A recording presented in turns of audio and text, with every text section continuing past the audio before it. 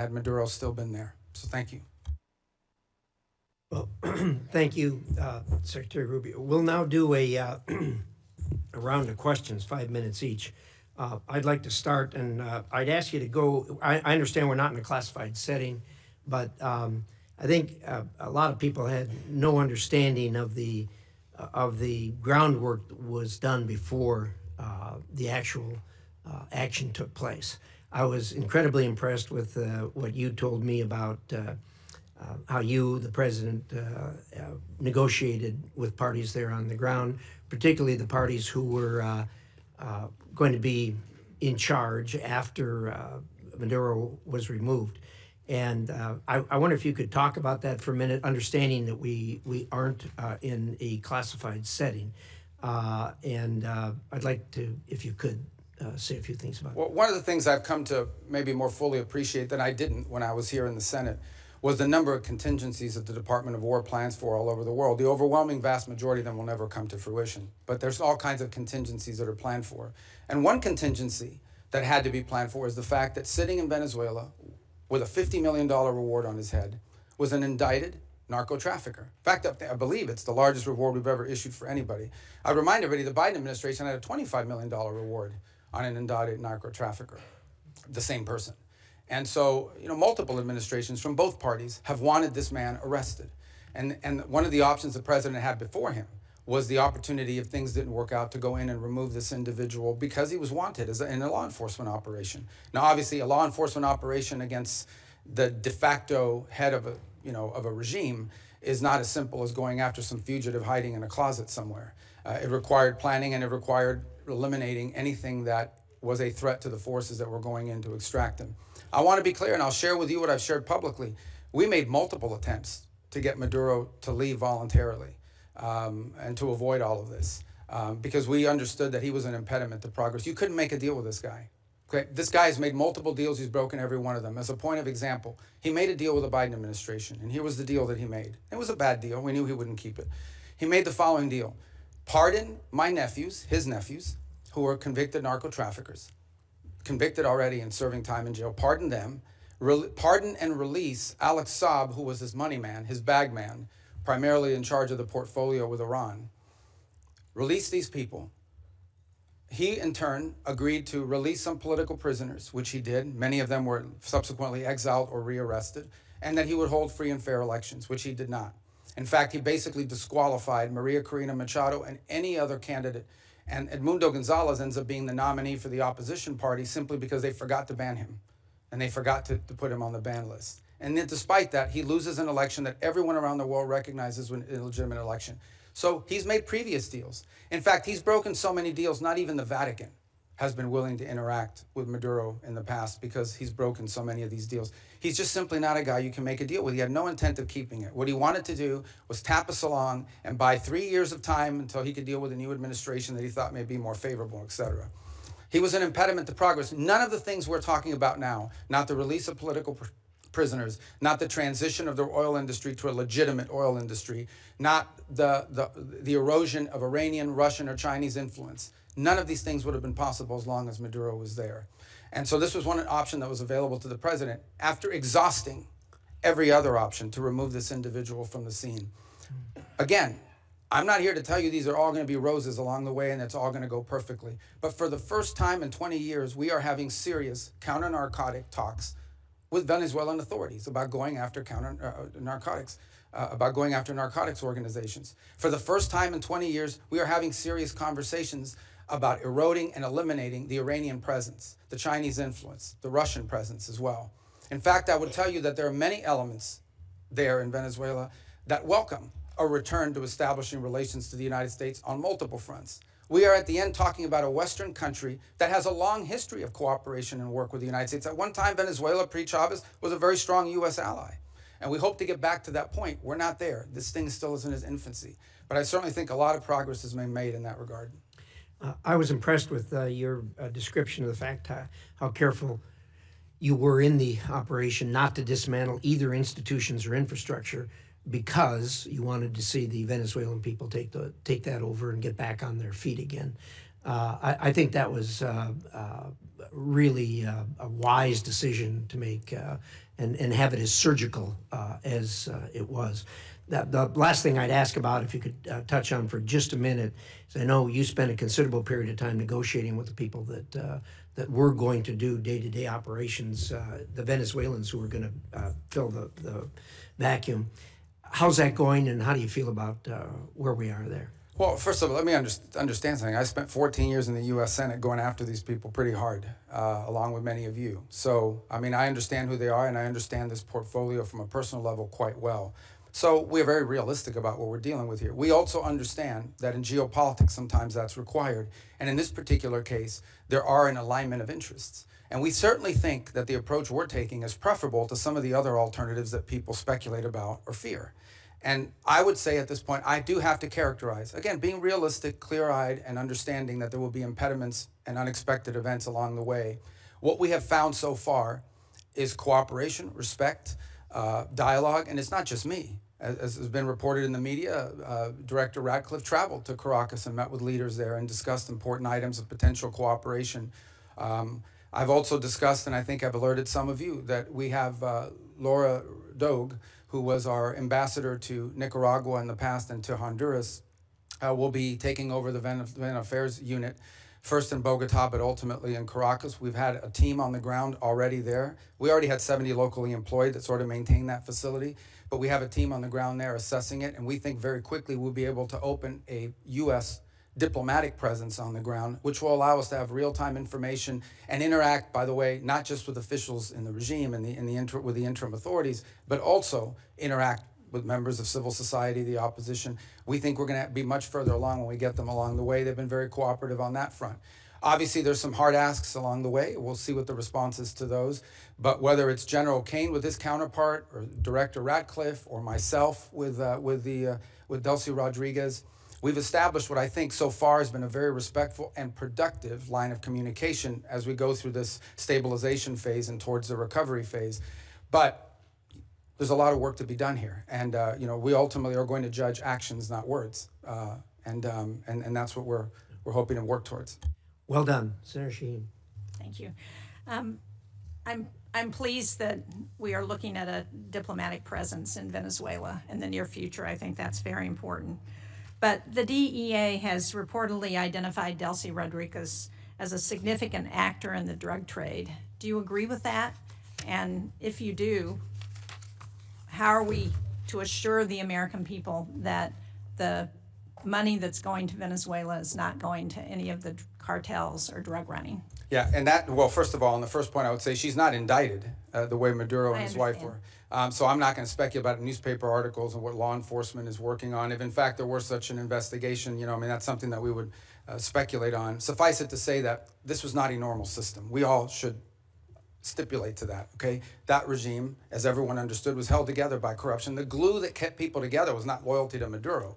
It was the fact that these 5 guys had 5 separate oil fields that were assigned to them. These people had drug routes. I understand that. So that's going to be clear. I'm not defending the regime. In fact, I'm concerned that we haven't really changed the regime enough, and that America's dollars are still going to drug runners and to significant organizations who we don't want to have benefit from the funding that we're selling now of oil and providing to the Venezuelan government. Look, I acknowledge that we are dealing with, as I told you, with individuals that have been involved in things that in our system would not be acceptable, would not be acceptable to us in the long term. By no means is our policy to leave in place something permanent that's as corrupt as you've described.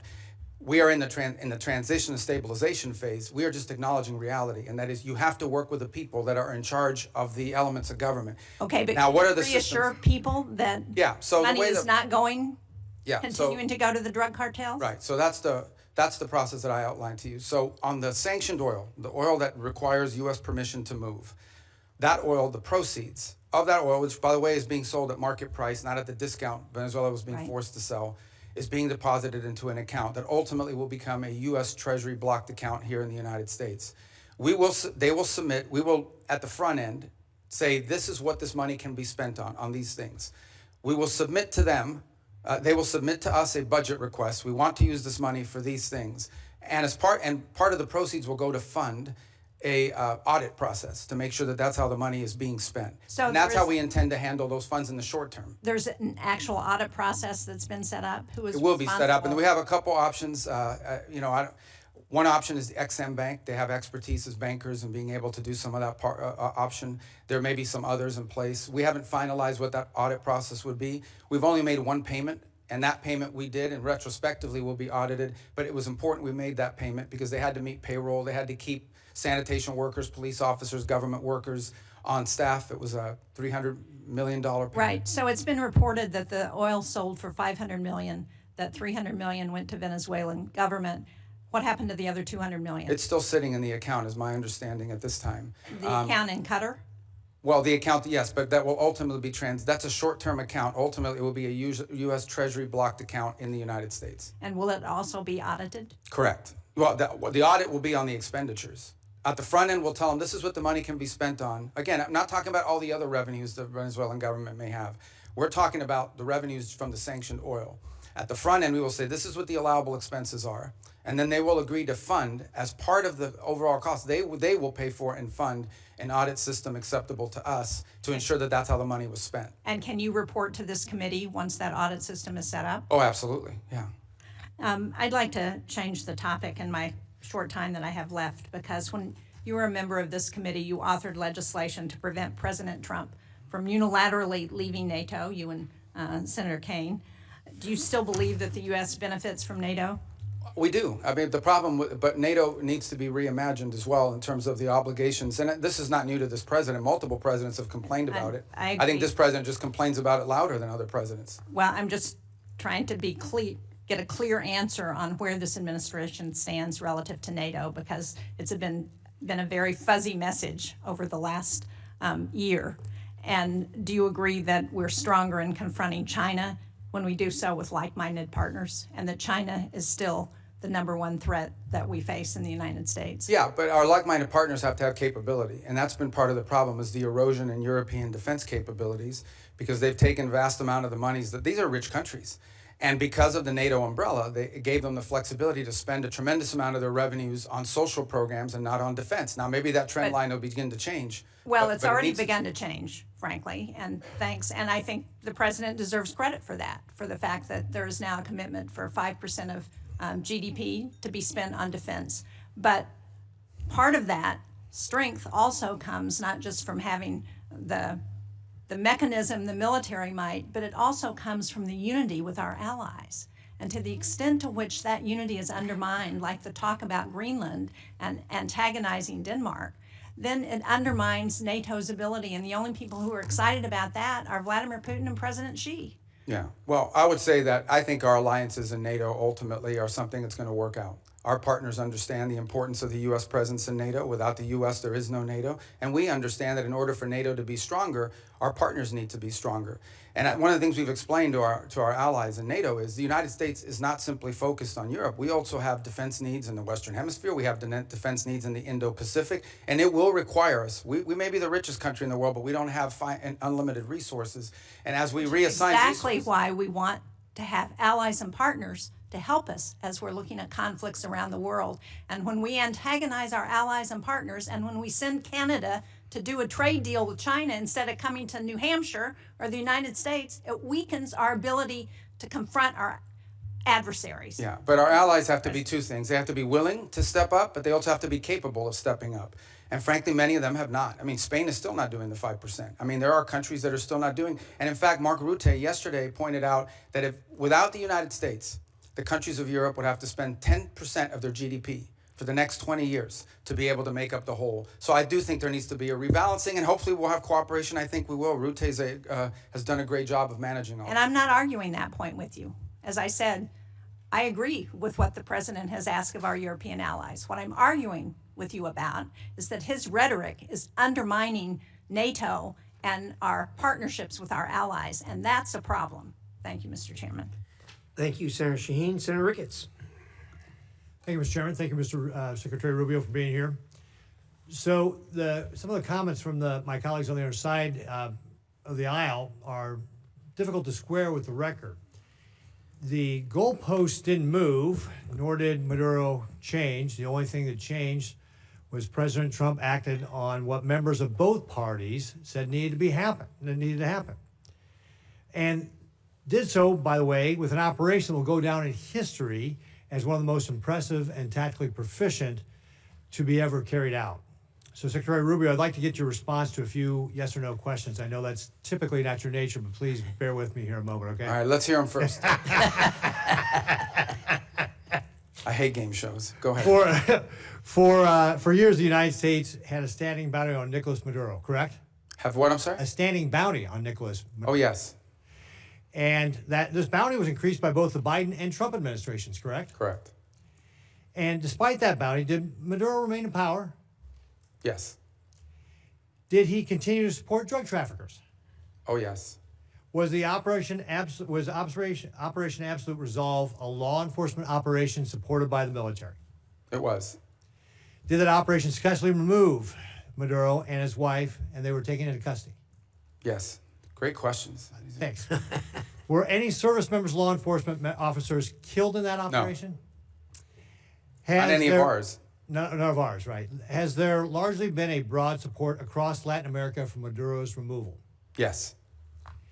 And is the United States better off with Nicolas Maduro in custody? Yes, and Venezuela too. Right. I realize that you'll hear differing views during this hearing, but I want to at least offer my personal congratulations to you and everybody who helped carry this out, because the world is better off without Nicolas Maduro. A few weeks ago, you briefed the Senate on your three-phase plan. You've been talking about it here today on stabilization, recovery, and the transition in Venezuela. Is there anything this Congress can do to be helpful in executing on that plan? There will be in time, there's no doubt about it. On the stabilization front, in order to stabilize it, for example, we're going to have to begin to provide some licenses through OFAC. So as an example, if a company wants to go down and explore the opportunity to do some economic activity in Venezuela, they will require a license from Treasury to be able to do that. And so that doesn't require congressional action, but I wanted you to be aware of it when you start to see some of these things. Some of these are just exploratory. The second is, I think in time, look, Venezuela is a very wealthy country. This is not a country that's going to require money from the United States to rebuild, to stabilize, to transition. It really isn't. It has the ability to be, and it has been historically, the wealthiest country in the Western in Latin and South America, and in many cases. The problem is that the wealth of the country was being stolen. And so part of both the recovery and the transition phase is ensuring that you leave in place a prosperous, free, democratic, allied with the United States and friendly, but also prosperous Venezuela, where the resources of the country are being utilized responsibly and to the benefit of the people and their economy. So in time, I imagine we will be coming back to you with specific legislation that may be required to assist in that function. But we don't expect that this is going to require any spending on our part. On the contrary, unlike many of the other parts of the world we've gotten involved, Venezuela we're not spending any money in Venezuela right now other than whatever it costs to stand up our embassy. Let me switch gears on you a little bit. One of the common criticisms after Maduro's capture was that this would incentivize communist China to take similar actions in Taiwan. In my opinion, this couldn't be further from the truth. For starters, communist China doesn't care about international law or norms. They've demonstrated that repeatedly. Just ask the Philippines. Nor does it believe in international law, even applies to Taiwan. But most importantly, Xi Jinping's calculus on whether to take kinetic action against Taiwan rests solely on whether or not he believes he will be successful or not. In this sense, the tactical proficiency displayed during Operation Absolute Resolve may have actually given Xi more pause to take than in taking action in Taiwan. Because despite its massive military buildup, the PLA continues to lack the experience so clearly on display that the United States demonstrated in Maduro's capture. And the PLA leaders that do have combat experience, like General Zhang, just got purged, or at least one of them did.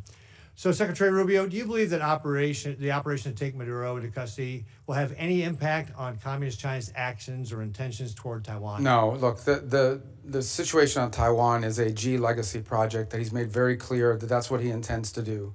And that's going to be irrespective of anything that happens in the world. Your point, though, is well taken, and that is the U.S. in conducting this operation, I think, was certainly startling to China, to Russia, to Iran, to any adversary around the world, because the U.S. is the only country in the world that could have done this operation. Mr. Chairman, if I could just real briefly, I just mentioned General Zhang getting purged here. He was obviously a very important official in China. Can you share with us just your assessment on what that means, that Xi just purged one of these? Well, this is, I think, part of a pattern we've seen over the last few years, which is a purge of leaders in their military. They're spending a lot of money on their military, and obviously some of these guys are stealing that money, and they're trying to address that. So it's an issue internally in their system. They're obviously not sharing with us or talking to us in depth about any of that, but it's certainly something we watch with interest. Okay. Thank you, Mr. Chairman. Thank you, Senator Ricketts. Senator Coons. Thank you, Mr. Chairman. Thank you, Secretary Rubio. Good to be with you again. My basic question is, what are we doing here? What is the point? What is the goal of this hearing? How do I know? As you know well, having served on this dais alongside me for 14 years, this is an oversight hearing. And the purpose of oversight is to encourage, if necessary, to compel consultation between the administration and Congress.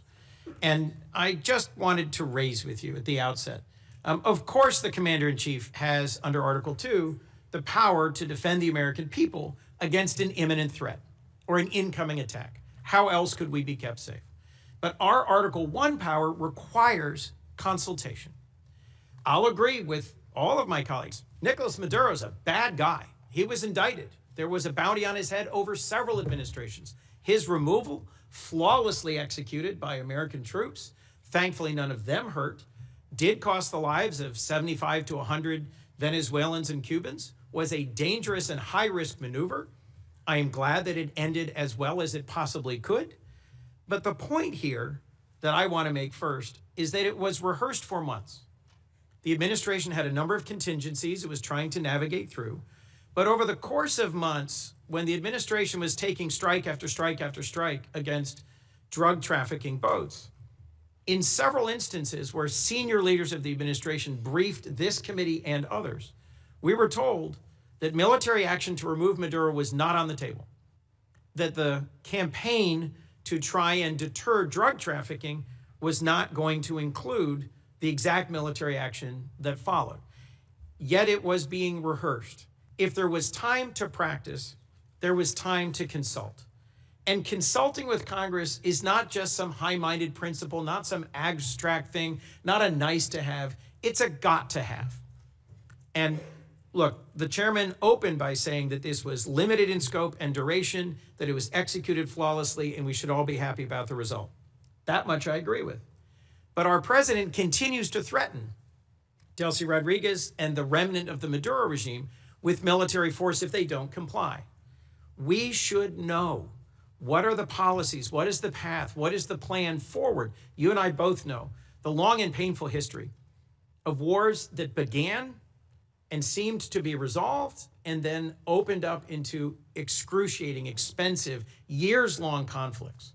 In Iraq in particular, in Libya and elsewhere, things do not always go as planned. And so consultation with Congress that is truthful and forthcoming and transparent is critical. In your service in this body, you knew that, you experienced it. I was in the room as you held to account members of previous administrations for not coming forward as they should have. So look, in order to avoid our men and women in our armed forces going into harm's way, doubting whether they have the support of the Congress, consultation, hearings, and deliberations are required. I understand the risk of leaks. That's a risk every administration takes. But at the end of the day, our framers entrusted the power of the declaration of war to this body, not to the executive. And where there is the time to consult, there has to be consultation. Second, I just wanted to talk about allies and alliances. I was just in Europe. I led a bipartisan delegation, as Senator Shaheen referenced, to Denmark. And our president's comments about NATO, about Denmark, and his attempts to coerce Denmark into giving up Greenland are appalling. They profoundly harmed our security. And I am asking you to do everything you can to reinforce our commitment to NATO. I was concerned that you just said NATO needs to be reimagined. Let's just be clear about the record. You know as well as I, Article 5 has only been invoked once, and it was in defense of us after we were attacked. Danes and soldiers from almost every other NATO ally deployed and served, fought, and died. 52 days. And for me, the most emotional moment of my visit to Denmark was laying a wreath at the memorial to the Danes who served, fought, and died alongside Americans. So when our president says we never asked for anything from NATO, and they never gave us anything, and you suggest that they aren't carrying their weight, whether it's in bases or in access or in troops or in service, it is allies that will keep us safe in the Indo-Pacific. Our treaty allies, Korea and Japan and Australia and the Philippines, are going to be critical to Indo-Pacific security against our principal threat, China, and in Europe. I'm worried that the very foundations of trust are being shaken. Our democracy depends on consultation with Congress that is truthful and timely, and the confidence of our allies depends on them knowing where we're going next. Today, an armada is steaming towards Iran. Our president is on social media threatening Iran, and I hope I can count on you, Mr. Secretary, to consult with us and inform us before our next actions, whether against Nigeria, Colombia, Cuba, Iran, or anywhere else. And I hope and believe that I can count on you to reinforce the sanctity of NATO, not to reimagine it, but to reinforce it. Thank you. Well, let me unpack the 3 points you touched upon: consultation, NATO, Greenland, alliances in Greenland. Let me tell you on the consultation. Look, this has been a point of tension, not just in this administration and Congress, but in multiple administrations. As you rightly pointed out, I was a big fan of consultation when I was sitting over there. Now, you know, it's a different job, different time. But it's not. That's not necessarily the point. This is a very unique situation that we faced here. The fact of the matter is that our mission, and the one you were briefed on and talked about, that mission remains ongoing, and that is the counter-narcotic mission that we continue to carry out. As controversial as it may be, you may not all be fans of it, obviously, but it is happening in the Eastern Pacific, and it is also happening in the Caribbean Basin. The problem is, or the good news is, there aren't a lot of drug boats moving in the Caribbean Basin anymore, and that's what we had briefed Congress upon. This specific mission that you've talked about, one of the reasons why you rehearse it is to see if it's even feasible, to basically go to the president and say, is this something that's even an option on the table? The truth of the matter is that this mission could not have been briefed to Congress because it wasn't even in the realm of possible until very late in December, when all of our efforts to negotiate with Maduro had failed and the president was finally presented these options and made these decisions. It was also a trigger-based operation. It may never have happened. It required a number of factors to all align at the right place at the right time in a very limited window, and it wasn't even clear if it was ever going to be possible. There's also the aspect which I do not control, and that is deference to the Department of War on operational security. Despite the fact that we had kept this quite constrained, the truth of the matter is that this was leaked. We now know it was leaked by a contractor at the Department of War that, had it been published, would have endangered the lives of people and/or would have probably canceled the ability to carry out the mission. So this is a real tension, and one that I'm doing the best I can to try to manage within the constraints of two things: operational security and also decisions being made. There are multiple contingencies for events all over the world, including some that none of us think were ever going to come to fruition. And in this particular case, one of the reasons why you rehearse these things in advance is to know whether it's even possible. Is this even doable? And what are the risks associated with doing? So you can present options to the president, who ultimately makes these decisions. In the case of reimagining NATO, it most certainly has to be reimagined. And the reason why it has to be reimagined is not because its purpose is reimagined. Its capabilities have to be reimagined. Let me give you as a point of example. There's a lot of talk about security guarantees. And it's something that there's general agreement about now with the case of Ukraine. But those security guarantees basically involve the deployment of a handful of European troops, primarily French in the UK, and then a U.S. backstop. But in fact, the security guarantee is the U.S. backstop. It is not and I'm not diminishing the fact that some countries in Europe are willing to place troops in a post-war Ukraine. What I'm pointing out is that is irrelevant without the U.S. backstop. And the reason why you need such a strong U.S. backstop is because our allies and our partners have not invested enough in their own defense capabilities over the last 20 or 30 years. Now, hopefully that's going to change. Hopefully that is changing. And in some cases and in some particular countries, it's already changed. But this is a fact that we cannot ignore. NATO is going to be stronger if our allies are more capable, especially, and here's the reality, whether we want to accept it or not, we have interests all over the world. We have interests in the Middle East, we have interests in the Western Hemisphere, and we most certainly have interests in the Indo-Pacific. A number of you have already pointed out that China is the chief challenge. We can't have the same soldiers or the same ships in both Europe and in the Indo-Pacific. We have to pick. No matter how many ships we build, no matter how many capabilities we grow, we're going to have to make these adjustments. And the stronger our partners are in NATO, the more flexibility the United States will have to secure our interests in different parts of the world. That's not an abandonment of NATO. That is a reality of the 21st century and the world that's changing now. In the case of Greenland, I'll say we're in a good place right now. We had excellent meetings with the Secretary General of NATO.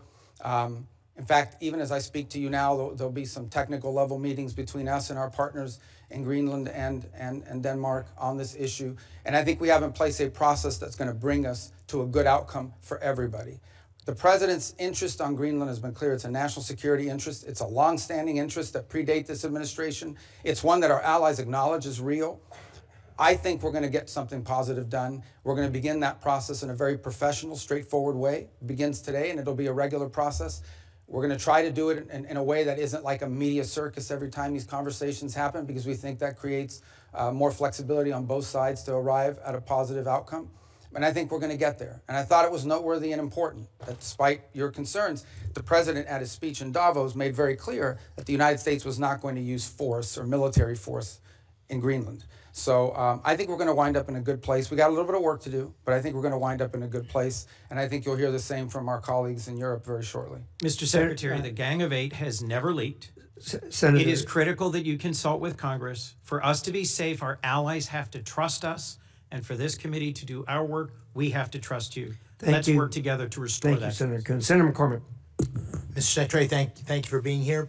Defending American interests in the face of Russian, Iranian, and Chinese encroachment in the Western Hemisphere is a key to the Trump corollary of the Monroe Doctrine. But Venezuela's new interim leader, in her public commentary at least, defends their ties to Russia, Iran, and the PRC, and had said this week had enough of U.S. interference. So beyond the oil leverage, which you talked about in your testimony, what steps is the administration taking to demand from the interim government to put incentives in place to ensure that they prevent malign actors, foreign terror organizations, and so forth from continuing to have influence and safe haven in Venezuela? Yeah, it's two. I mean, yes, there's leverage, and I wouldn't just say oil. I think anything that's sanctioned in Venezuela, will, in order for them to normalize it, will require cooperation with the United States. But it's not just leverage, it's also their national interest. It's an alignment of their interest. The truth of the matter is that the United States will be a far better partner for a future Venezuelan government that's free and democratic, and even for the current authorities, than some of the partners they've signed up with now. Frankly, we think it's not in Venezuela's interest to have an Iranian presence or the sale of Iranian weaponry or anything like that into their country. So I think there's alignment there. We think and can argue that some of these criminal elements, which they've allowed to act with impunity in parts of their country, is a deal with the devil. In the short term, it provided revenues to some corrupt regime officials, but in the long term has created real destabilization, not for just them, by the way, but also for Colombia. Just understand something. The FARC dissidents and the ELN operate with impunity from Venezuelan territory. They control Venezuelan territory. Yeah. And some of that was through deals with individuals aligned with the regime because they made money off of that. But we don't think that's in the long-term interest.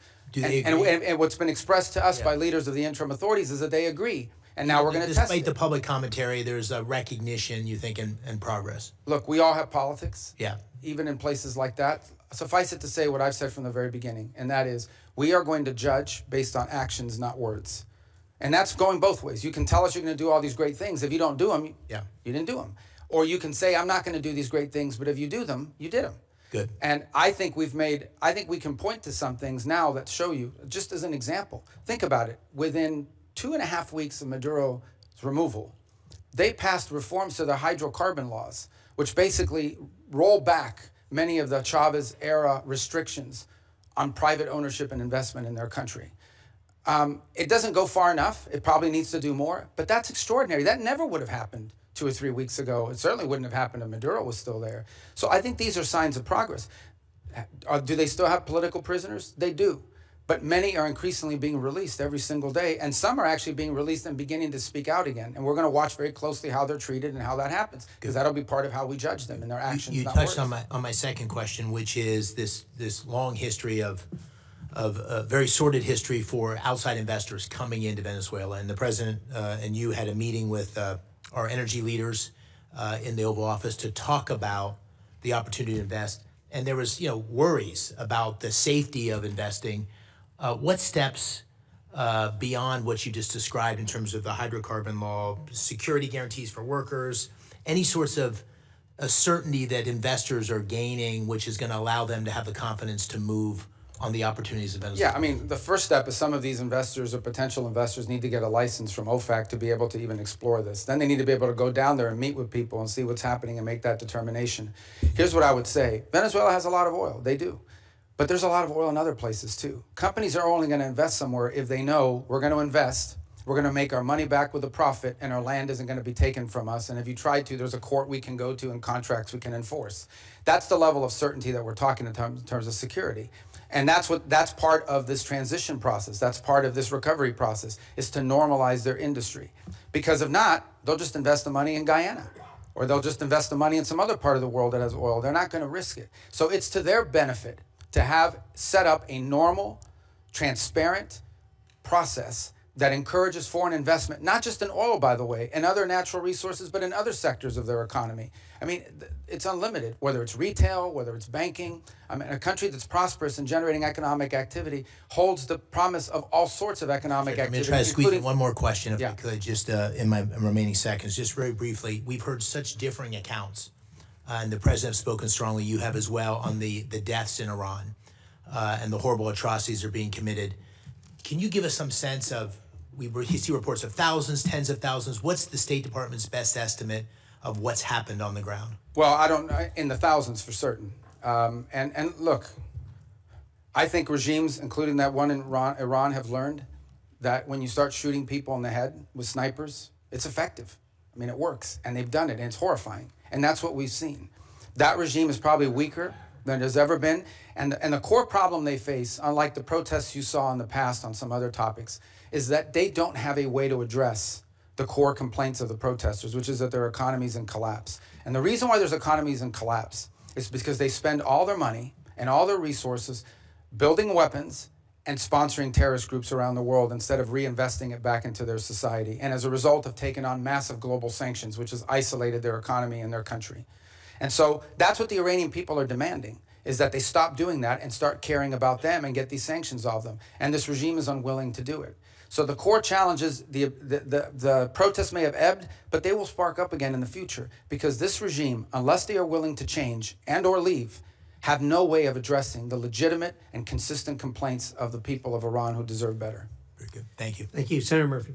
Thank you very much, Mr. Chairman. Listen, I think the scope of the project that you are undertaking in Venezuela is without precedent. You are taking their oil at gunpoint. You are holding and selling that oil, putting for now the receipts in an offshore Middle Eastern account. You're deciding how and for what purposes that money is going to be used in a country of 30 million people.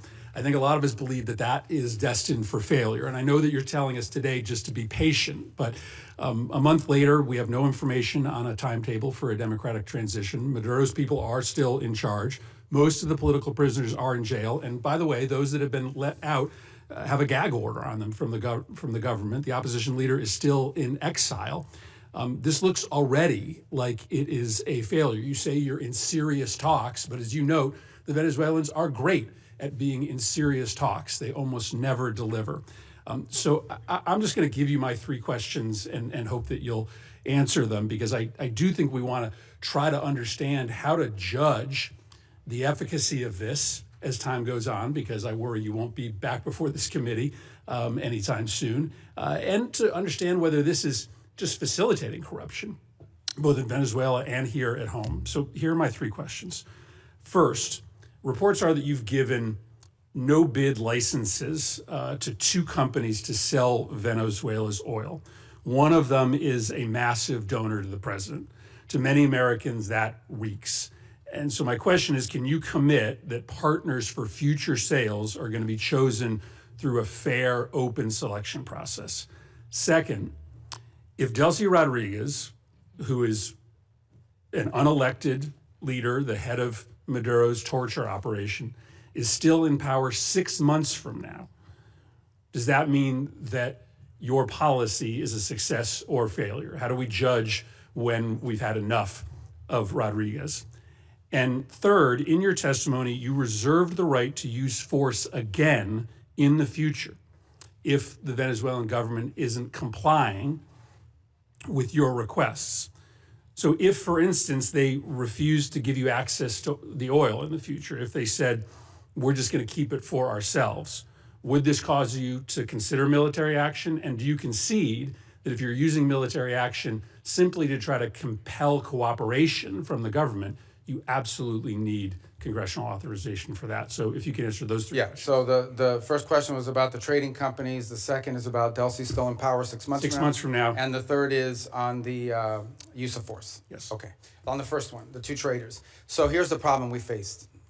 The problem we faced in the short term is they had no place to put oil. They were running out of storage capacity for their oil. We had to move that oil to market very quickly. The only way to move it to market very quickly is to plug into these two primary trade companies that could sell it in the open market. That is not the permanent outcome here. That is a short-term fix to a short-term problem, which is they were literally storing oil. They brought in tankers and had tankers sitting offshore just to hold their oil. At some point, their capacity to produce was going to be shut down, and their ability to generate revenue. So we had to move that oil very quickly. The long-term plan is not those two trading companies. The long-term plan is for them to have a normal energy program that sells directly into the market, directly to refineries and to companies that are exploiting and exploring it. For example, Chevron has operations there that never stopped. They seek to expand those operations. They don't need those trading companies. So those trading companies were a short-term fix for a very acute problem because we wanted to prevent societal collapse because they had no money for revenue. On the second point about her being still in power, look, let me say this, a couple things. This is not unprecedented. I can point to a number of places, Spain, Paraguay, two examples of places in which there was a transition, from an autocratic regime to a democratic regime, and it took time. I can't give you a timeline of how long it takes. It can't take forever. It's not even been 4 weeks since Maduro was reduced. A year, two Well, I think years? we need to be, let me put it to you this way, we need to be much further along 6 months from now, even 3 months from now. That may not be satisfactory to you, but I'm saying we have to be much further along 3, 4, 5 months. 3 or 4, 5 months from now cannot look like what today looks like. And I think there's acknowledgement on both sides of that. I can probably give you a better answer, and this is not deflecting, when we finally have people on the ground like the ambassador and the team around her on a daily basis that are interacting. Because one thing is for me to pick up the phone and talk to Delcy Rodriguez 3 times a week. Another thing is to have someone on the ground on a daily basis that's following these events, is talking to civil society, but also engaging with interim authorities. But the fact of the matter is that, yes, we want to see quick progress. As you said, it's unprecedented, okay? All I'm saying to you is, before this was stagnant.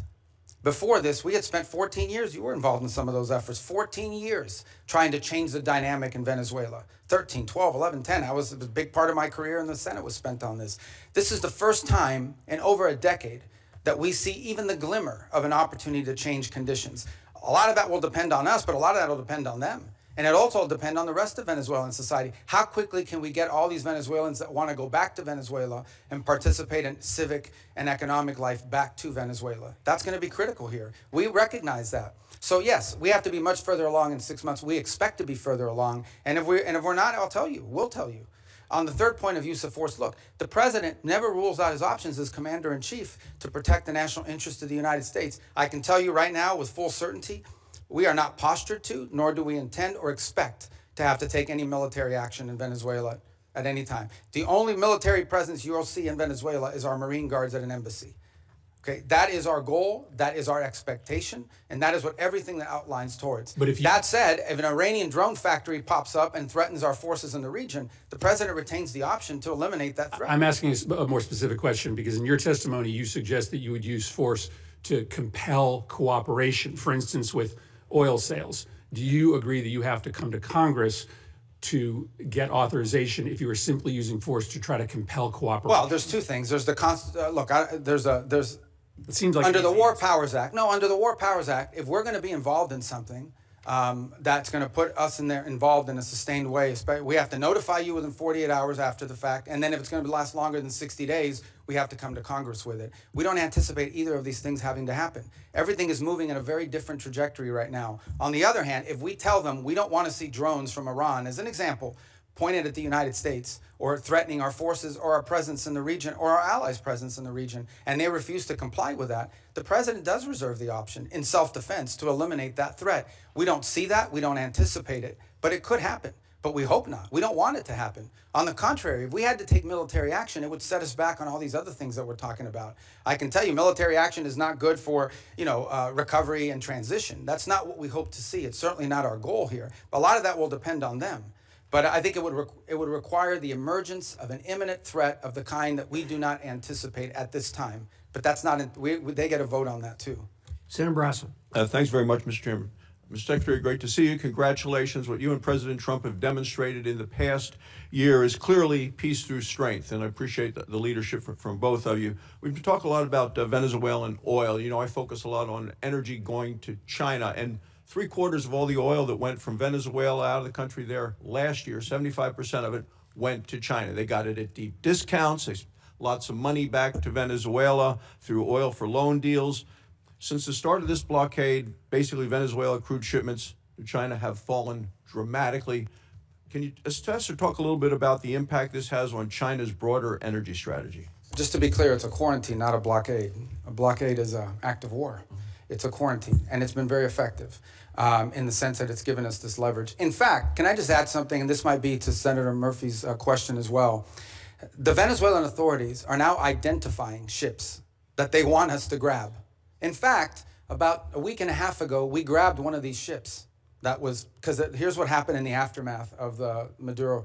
About 5 ships took off without authorization from the Venezuelans because they were controlled by some network in the country. With the cooperation of the interim authorities, we seized one of those ships. We brought it back into Venezuelan waters, handed the ship off to the Venezuelans, who in turn fed it into this mechanism, this short-term mechanism that I described to you was created. So we're seeing cooperation on that front. Now, I think your question more specifically was about China. Yeah, so look, China can buy Venezuelan oil, but they're going to have to buy it like everybody else in the world is going to have to buy it. Yeah, at the normal price. And that money is going to flow back to the benefit of the Venezuelan people in a structured way. And I know that in the short term, that will involve this mechanism we've described. In the long term, our intention is that it would be governed by a democratically elected government. You know, I mean, that like a normal country would handle it. But it's not just about oil. There's other economic activity, the full spectrum. I mean, Venezuela was, and still, we're not talking about some third world country here. I mean, we're talking about a country that doesn't just have wealth, it has memory, it has history of economic activity, of people who own chains of pharmacies. I know some of these people who own chains of retail stores, including American retailers who had a presence there. We just want it to be a normal, prosperous country again, not a playground for Iran, Russia, and China in our own hemisphere. And we're going to try to help them get that because we think it serves our national interest. That will require actions on our part, not money, but ultimately that will require them. This is ultimately going to be on the Venezuelan people and Venezuelan society and Venezuelan leaders to make this happen. We're going to be there to help and assist and create the parameters for it. And we feel like we're making really good progress. If we make as much progress over the next 4 weeks as we've made in the last 3.5 weeks, I'll feel very good about that. If it slows down or it gets complicated, I'll certainly let you know. But our anticipation is that we're going to be able to continue to work cooperatively with them because it's in their interest and ours. But I will point out to this, after this operation happened, look at the people who criticized it. I mean, there were others. China, Russia, Iran, Hamas. These are the people that were upset about this strike and this raid and what we did. And I can tell you that in many countries in the Western Hemisphere, there was great pleasure in the fact that Maduro was removed and that it didn't involve an all-out war and an invasion. Since you mentioned Iran, and Senator McCormick mentioned Iran as well, a lot of oil is still going from Iran to China. 1 million barrels a day last year. Lots of that money goes back to Iran, to the dictators, the people that are actually killing others on the street.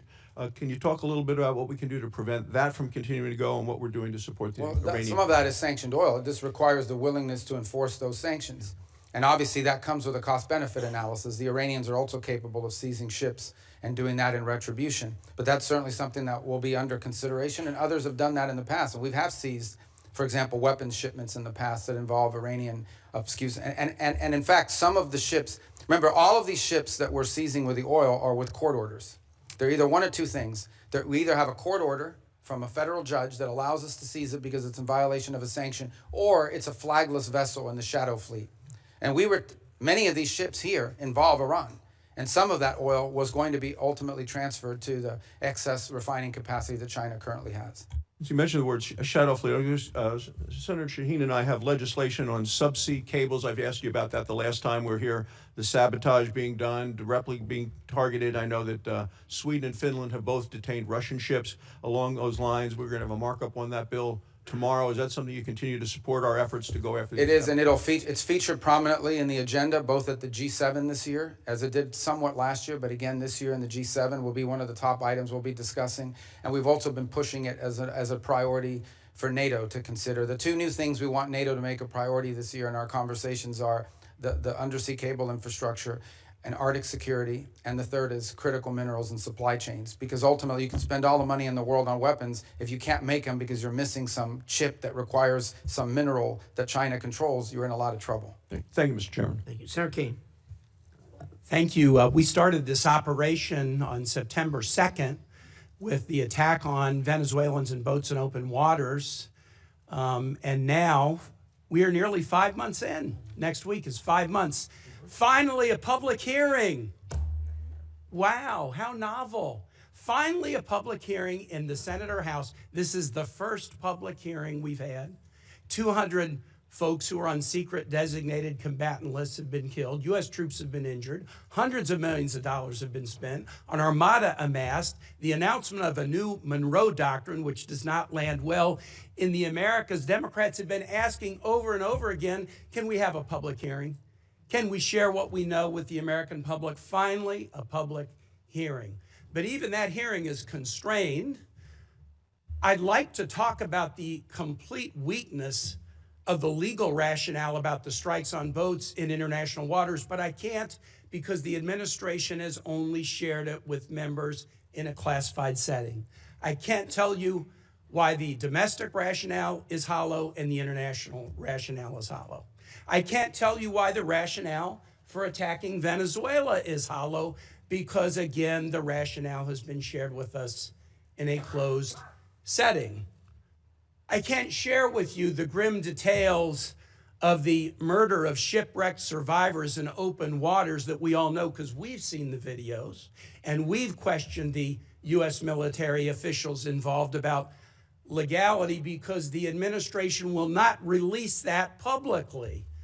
They released the boat strike videos publicly, but they hid the second strike that killed struggling shipwreck survivors, even from Congress, for nearly 3 months. But I can't really talk to you about it.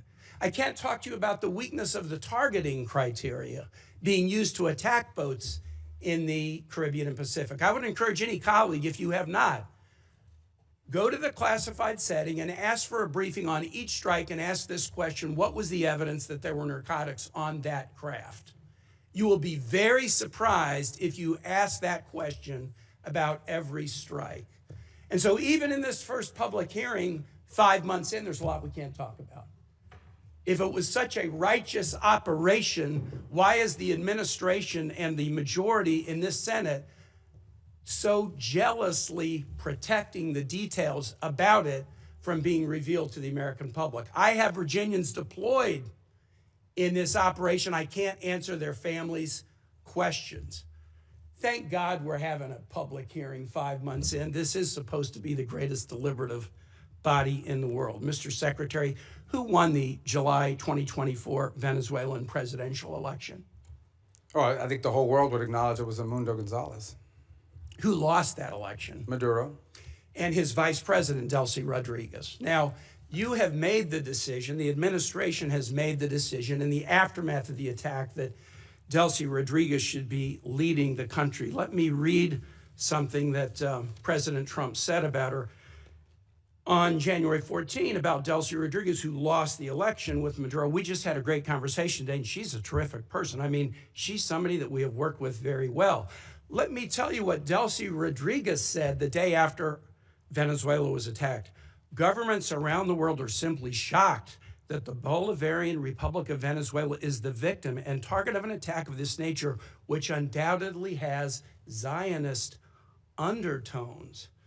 What the hell did Delcy Rodriguez mean when she said this attack had Zionist undertones? I'm assuming you have no idea. Oh, I have an idea what she meant. I mean, what's the question? What does she mean when she says this attack has Zionist undertones? Look, I'd have to answer, but let me understand in a broader context. No one here is telling you that this is what we want to see in the long term. Okay. This is not a campaign to leave in place the system that's currently in place. Let me switch. But we either have but I mean the criticism of us is. All right, go ahead. No, go ahead. I'm ready to switch now to talk about somebody that you Thought you know raised well. an important point. If I could get back to it, I will. You know well and you respect well Maria Corina Machado. Here's what President Trump said about her. Won the Nobel Prize in the aftermath of the attack on Venezuela. I think it would be very tough for her to be the leader. She doesn't have the support within or the respect within the country. She's a very nice woman, but she doesn't have the respect. What did President Trump mean by that? Yeah. First of all, I've known Maria Corina for probably 12 years, I know you 13 have. years. Have dealt with her probably more than anybody, as much as anybody on this committee has for certain. And I'll be meeting with her today, in fact. And we met with her a couple weeks ago. So here's the reality, though, and I think what the president was pointing to, and I think Maria Corina would acknowledge this.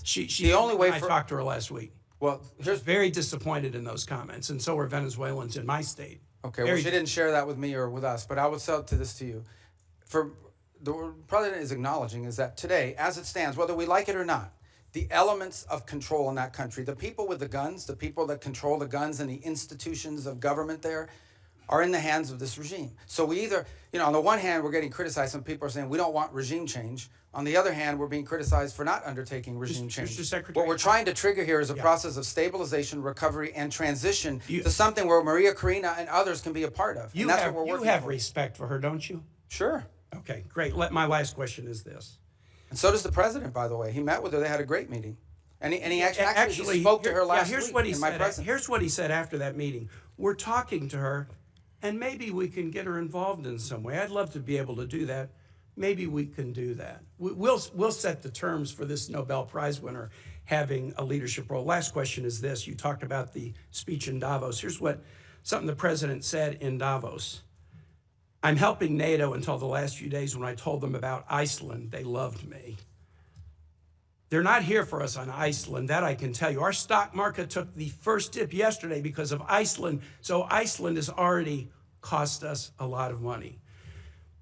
President repeatedly mistook Iceland for Greenland, right? We're not mad at Iceland. They haven't cost us any money. The president just mistook the two countries for each other, correct? Yeah, he meant to say Greenland, but I think we're all familiar with presidents that have verbal stumbles.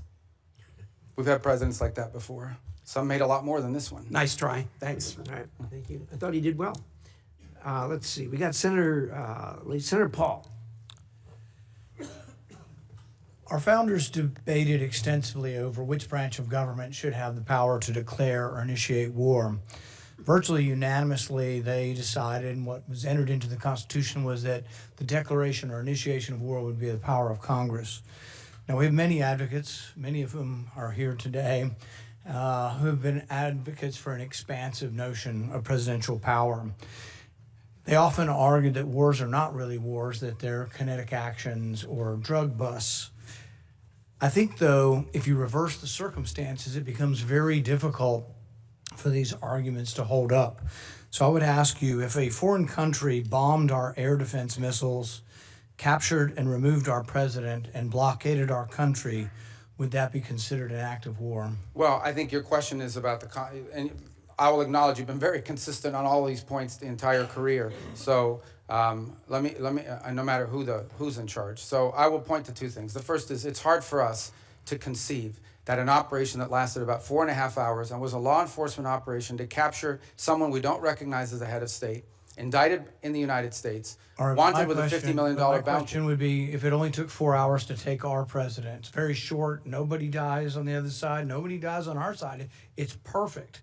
Would it be an act of war? We just don't believe that this operation comes anywhere close to the constitutional definition of war. But would it be an act of war if someone did it to us? Nobody dies, few casualties, they're in and out. Boom, it's a perfect military operation. Would that be an act of war? Of course it would be an act of war. I'm probably the most anti-war person in the Senate, and I would vote to declare war if someone invaded our country and took our president.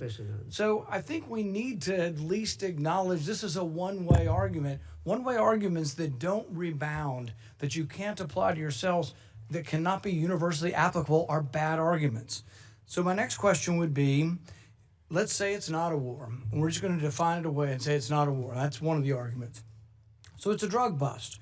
What if a foreign country indicts our president for violating a foreign law, should we extradite our president, or should we be okay if they come in and get him by force? Look, I think ultimately we're always going to act in our national interest. And so if somebody comes after our national interest, like the case you've described, which obviously does not exist at this time, but the case you've described, the U.S. always has the right to act in its national interest and to protect itself. So really I don't know about this equivalency. Well, does this justify them doing it? We're always going to do what's best for the United States and America. We're always going to protect our system. But the point isn't, and you're exactly right, we will act in our national interest and we should. So I'm not disagreeing with you at all.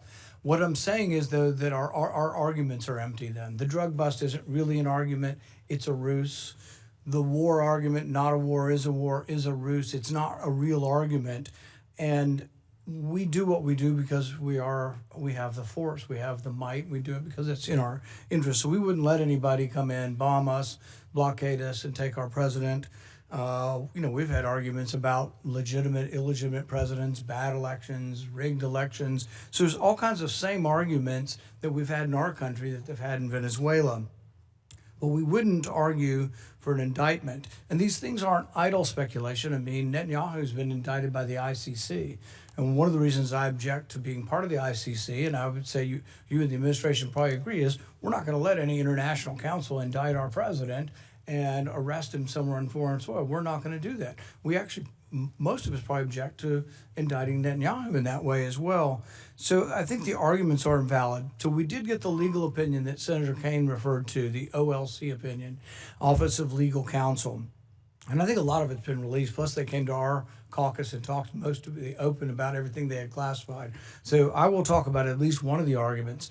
They say this war wasn't a constitutional war, therefore it doesn't rise to the constitutional notion of us declaring or having to initiate the war. It just doesn't rise. And one of their main arguments was not enough people died. And so there is some number that they aren't specific, but there is some number. I would assume, although I'm not positive, but the 50, 60,000 soldiers who died in Vietnam might be enough for them to call that a war. But here's the problem. It isn't the number, it's that it happens in retrospect. See, our founders gave us the power to initiate or declare war. They didn't give us other powers to execute the war. Those are left to the president. But if we have to wait to see how many people are killed, we have to wait, as they describe it, as the scope, nature, and extent. If we have to wait to see the scope, nature, and extent, the war has been going on for some time. It's hard to vote to initiate a war that's been going on. And we can say this war is over, but we're still blockading it, and we may go back in. But there are no clear answers. We put 2,000, we leave 2,000 troops in. Are we going to call that war and initiate it? So the definition of war is very important. And I think we have to acknowledge the problems with our argument. Calling things kinetic action is a disservice to our soldiers. Oh, you weren't really wounded in war. You don't have a Medal of Honor for war. You have a Medal of Honor for a kinetic action. So I think let's call it what it is, and let's vote on these things. But I think we're in violation of both the spirit and the law of the Constitution by bombing a capital, blockading a country, and removing elected officials. And we certainly wouldn't tolerate it, nor would I if someone did it to us. Well, we didn't remove an elected official. We removed someone who was not elected, and it was actually an indicted drug trafficker in the United States. And their system... Our laws, indicted under our laws. Look, Bolsonaro says that Da Silva is not really the president of Brazil. Our president said Biden wasn't really the president. Hillary Clinton said in 2016 Trump wasn't the president. So you have these arguments, and I agree with you. It probably was, and most likely was, most assuredly was a bad election. He wasn't really elected. But at the same time, if that's our predicate, and you don't have to come to us because it's a drug bust, we're just removing somebody, you can see where it leads to, and it leads to chaos. And that's why we have rules like the Constitution, so we don't get so far out there that presidents can do whatever they want. It is this check and balance. And I would argue for 70 years we've been going the wrong way. It isn't just this president, but it's a debate that I think is worth having. Oh, thank you, Mr. Chairman. And I want to associate myself with the comments of Tim Kaine. The fact that we're 5 months into this, and this is the first oversight hearing, is really a complete failure of the responsibility of Congress. Failure of this committee to demand oversight, but also a reflection of the reluctance of the administration to engage in the proper consultation with Congress. So I hope we can do a lot better going forward, and that we'll see you at least every 6 weeks or so, not every five months. I also feel like the strategy of keeping basically these very weak arguments secret so that they can't be discussed openly for the legal justifications. I've gone down and read them, and there's a reason obviously you'd be incredibly embarrassed if those were public. So make them public. Let's have an actual transparency here in the United States of America. And let's be clear about what has gone on. We had a dictator we didn't like. We've replaced it with a dictator we think we can manipulate. And if that doesn't work, we'll do something else in order to pry open that economy for oil. And I must say that you did say something I liked. So let me emphasize that. We're making progress. Yeah. You said no U.S. taxpayer dollars will be used, no spending on our part, to kind of prop up Venezuela. Can you restate your commitment to that? Yeah, they're not going to need it. For example, we're not spending money in Venezuela right now. I mean, obviously, look, I think you're putting aside embassy operations and all of that. And by the way, there may be some program through foreign aid that some of you might be interested in the future. We don't think that Venezuela is the kind of country that needs that. This is a very wealthy country. Thank you. I'm glad you restated that, because I think that we will see some moment when the administration says, let's subsidize our American oil companies to rebuild the infrastructure in Venezuela. And I must say that's a very unpopular idea among my constituents. I think America needs a lot of investments in infrastructure here. And I think you have a way too rosy sense of the oil economy there. Many experts have said, look, without 10-year prospect horizon of stability, without Canada deciding to ship a lot more of its heavy oil instead of to the Gulf, doing it to Asia so that we prop up the kind of demand in the Gulf, without keeping Iran off the international stage so that the cost of oil, the value is higher. All of those factors would have to be there for our oil companies to want to invest their own money. So I think they'll be coming to the administration. I think you'll all be trying to find some way to subsidize them. But I'm glad what you said today, that you're not going to do it, and I want to hold the administration accountable to that. Second, on terms of the $500 million fund, $300 million, my understanding, has gone back to the Central Bank of Venezuela, and they have essentially exchanged it for bolivars to key industry players. I don't think we have any transparency on what corporations or entities got that hard currency. And yet you did say there's going to be a lot of transparency. You also said, if I understood right, that those funds are eventually going to be brought back into the structure of U.S. control as part of our,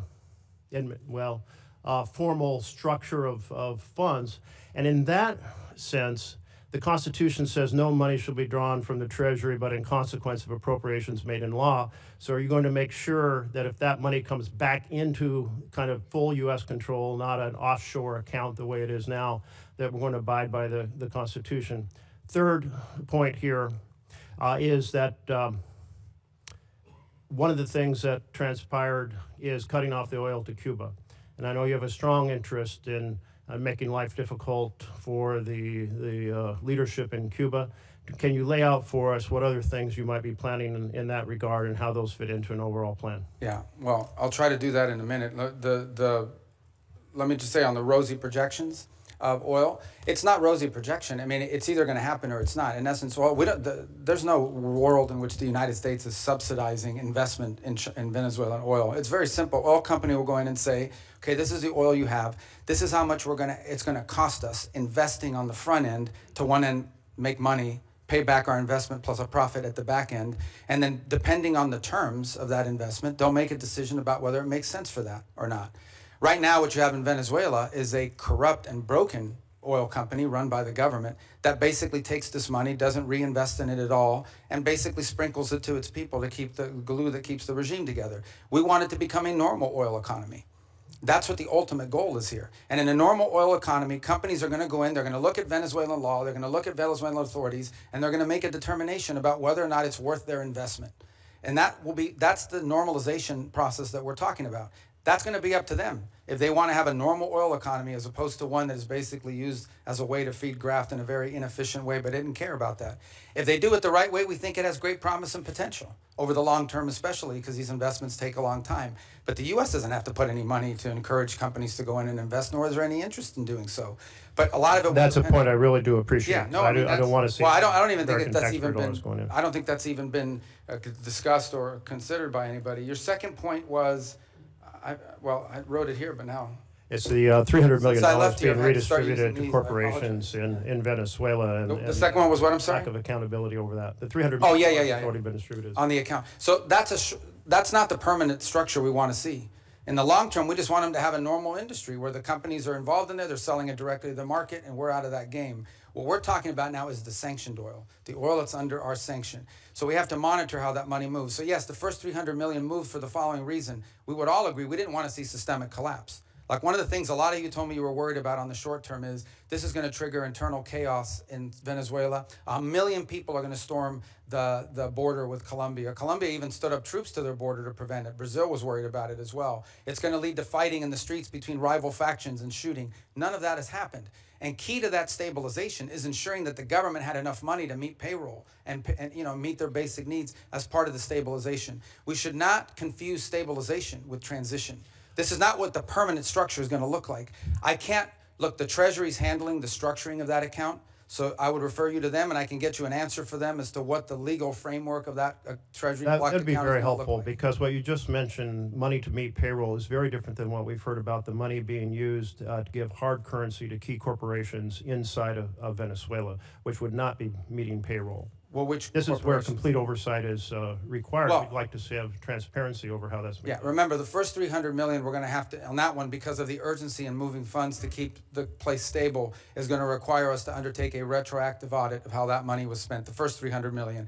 But there's probably another 2.5 to 3 billion down the pike at some point, which will have front end through this process I described. I'm not sure if you were here where I described it, and we're still finalizing it. But basically, the way it would look is we would send them a letter saying, on the sanctioned oil proceeds, this is what it could be spent on, and you have to agree to contribute. You have to agree to pay for an auditing system to make sure that that's how it's being spent. That's the process we're trying to create. Again, on Friday, we'll mark the 4-week mark of this all began. I understand, we live in a world where the items move very quickly. This was front page news of 3 weeks ago when we scheduled this hearing, and today other items have captured the attention, but we remain focused on it. So it's only been 3 or 4 weeks, but that's the process we're setting up with Treasury, and obviously as we finalize it, we'll provide that to you. But this is not permanent. This is not the system we want to see in place in the long term. We want to see a normal country. What was your third question? Cuba. Oh, Cuba. Cuba. Oh, okay. I'll tell you about Cuba. Okay. Secretary Rubio, as you know, in our home state, this was very popular. Cubans, Venezuelans, Nicaraguans, basically everybody in Latin America has been fighting. A lot of them are in Miami, as you know, because they've had to leave these countries because of socialism and lack of opportunity. So what the president did, the willingness of the president with your support and with Pete Hegseth's and military was very, very, very well thought of. So the first thing I want to say is on behalf of Floridians, thank you for what you guys did. Now the next is everybody has these ridiculously high expectations, which we all do. We would love to have a free and fair election tomorrow, where there was you knew that there was no oppression. Everybody wanted to run; they could run. So, tell us how should Venezuelans and Cubans and Nicaraguans look at this, and how patient should they be, and what would be the sort of the milestones you would give them to look at to say we are making progress? Well, first I would remind everybody, let's just go back 6 months, 8 months, a year ago at this time. The Venezuelan challenge for us was frozen. It was a frozen situation. We had a regime that was entrenched. Its opposition was either in hiding or had been forced overseas. Edmundo Gonzalez lives in Spain. Maria Corina is no longer, she's very brave. She stood there as long as she could, but she had to leave. The others are in jail. They were increasing their relationships and outreach with Iran, and currently have existing ones with Russia, Cuba, and China. And other than more sanctions and more speeches and more threats and whatever, it was a frozen situation. Now, for the first time in literally a decade, there is the opportunity that something could change. There's not the guarantee that something will change, but there is the opportunity that something will change. We have changed that dynamic, which goes back to the question that Senator Merkley had about Cuba. What we are looking for is the opportunity for a change in dynamic. That's a country that's been backwards. It has no functional economy. The people, you can call them Marxist, we can call them communist, but not even Lenin would recognize this version of communism and Marxism that they've instilled in Cuba. It's an economic model that hasn't worked anywhere on the planet. The suffering in the rural areas of Cuba are acute and they're deep. And it's not because of the embargo, it's because they don't know how to run an economy. How is it the fault of the US embargo that Cuba, one of the world's largest sugar producers, now imports sugar? Because no sector of their society works. It's frozen and it's broken. But in the case of Venezuela, we have a glimmer of hope now, the opportunity to change the dynamic. Now, what that will require is smart decisions on our part, but ultimately it will require decisions made by Venezuelans, both those currently in charge of the interim authorities and those who may be in charge in the future as well to step forward. It is our sincere belief that the only way you're going to have a free, prosperous Venezuela that's allied with the United States is one in which every sector of their society is represented in their politics. And that includes many people who currently live abroad. And even the opposition, people like to say the opposition is very diverse. There are members of the opposition that were once part of Chavismo and turned against it. There are members of the opposition that have never been Chavistas, like Maria Corina Machado, and have been very forceful against it. So that broad sector has to be represented as well. So you have to have a process of internal reconciliation that allows these voices to begin to participate in the political life of that country, and that ultimately bring us to a point in which you can have a country where all of these elements of their society are represented in their politics. And look, there's a percentage of the Venezuelan population, I don't know what the number is, whether it's 15 or 20, that may not have liked Maduro, but are still committed to Chavista ideology. And they'll be represented in that platform as well. They may not win elections, but they'll be involved in this. That'll be up to the Venezuelan people. But our desire here is to have, what's the end state? We want a Venezuela that has legitimate democratic elections, sometimes elects leaders that are friendly to the United States, sometimes elects leaders that maybe are not the person we would have wanted to win, but that's not unique for us. That happens all over the world. We're not disputing that Petro is the legitimately elected president of Colombia, and yet he doesn't always say nice things about us. So, but we also want a Venezuela that's prosperous and a Venezuela that's aligned with the United States. And a year ago at this time, this was frozen. Now we have a real opportunity, not just to create change systemically within that country through our help, but their efforts, but also one that is no longer a base of operation, the central base of operation for every geopolitical adversary we have. And that's what Venezuela was under Maduro. And that's what we hope and intend to change. So would you, if you're a Venezuelan that lives in Miami, so what you would say is that you're working hard. There's a lot of variables outside your control, but you'd say right now, political prisoners are being released, never fast enough. The oppression is being reduced, not fast enough. Opposition leaders are speaking up more and more. So we're making progress, and you're going to continue to control the oil to make sure that, that we continue down this path. What I would say is that we share the same goal and the same outcome we want for Venezuela. And the question is, we have to do it through a realistic process and it has the highest chance of success. Okay, the way to view it, if you use the medical analogy, is this is a critically ill patient that has suffered some very serious things. They've broken their leg, but they also have a ruptured, spleen or something. You've got to deal with the life-threatening first before you deal with a broken leg. And even when you deal with a broken leg, there's going to be a period of rehabilitation. You don't just go from having your leg repaired in a surgery to running on a treadmill the next day. There's going to have to be a process here. But the process has an arrow moving towards accomplishments, achievements, and positive things. What I would say to the people who I know quite well as you do is, for the first time in over a decade and a half, there is the real possibility of transformation. And a lot of it will depend on them, because there are many people living in Florida and across the country who would like to go back and be a part of Venezuelan economic life. Many of them are eager to do so. And they're going to need them. Venezuela is going to need them to come back and rebuild the businesses that were taken or lost and engage themselves in both civic and economic life.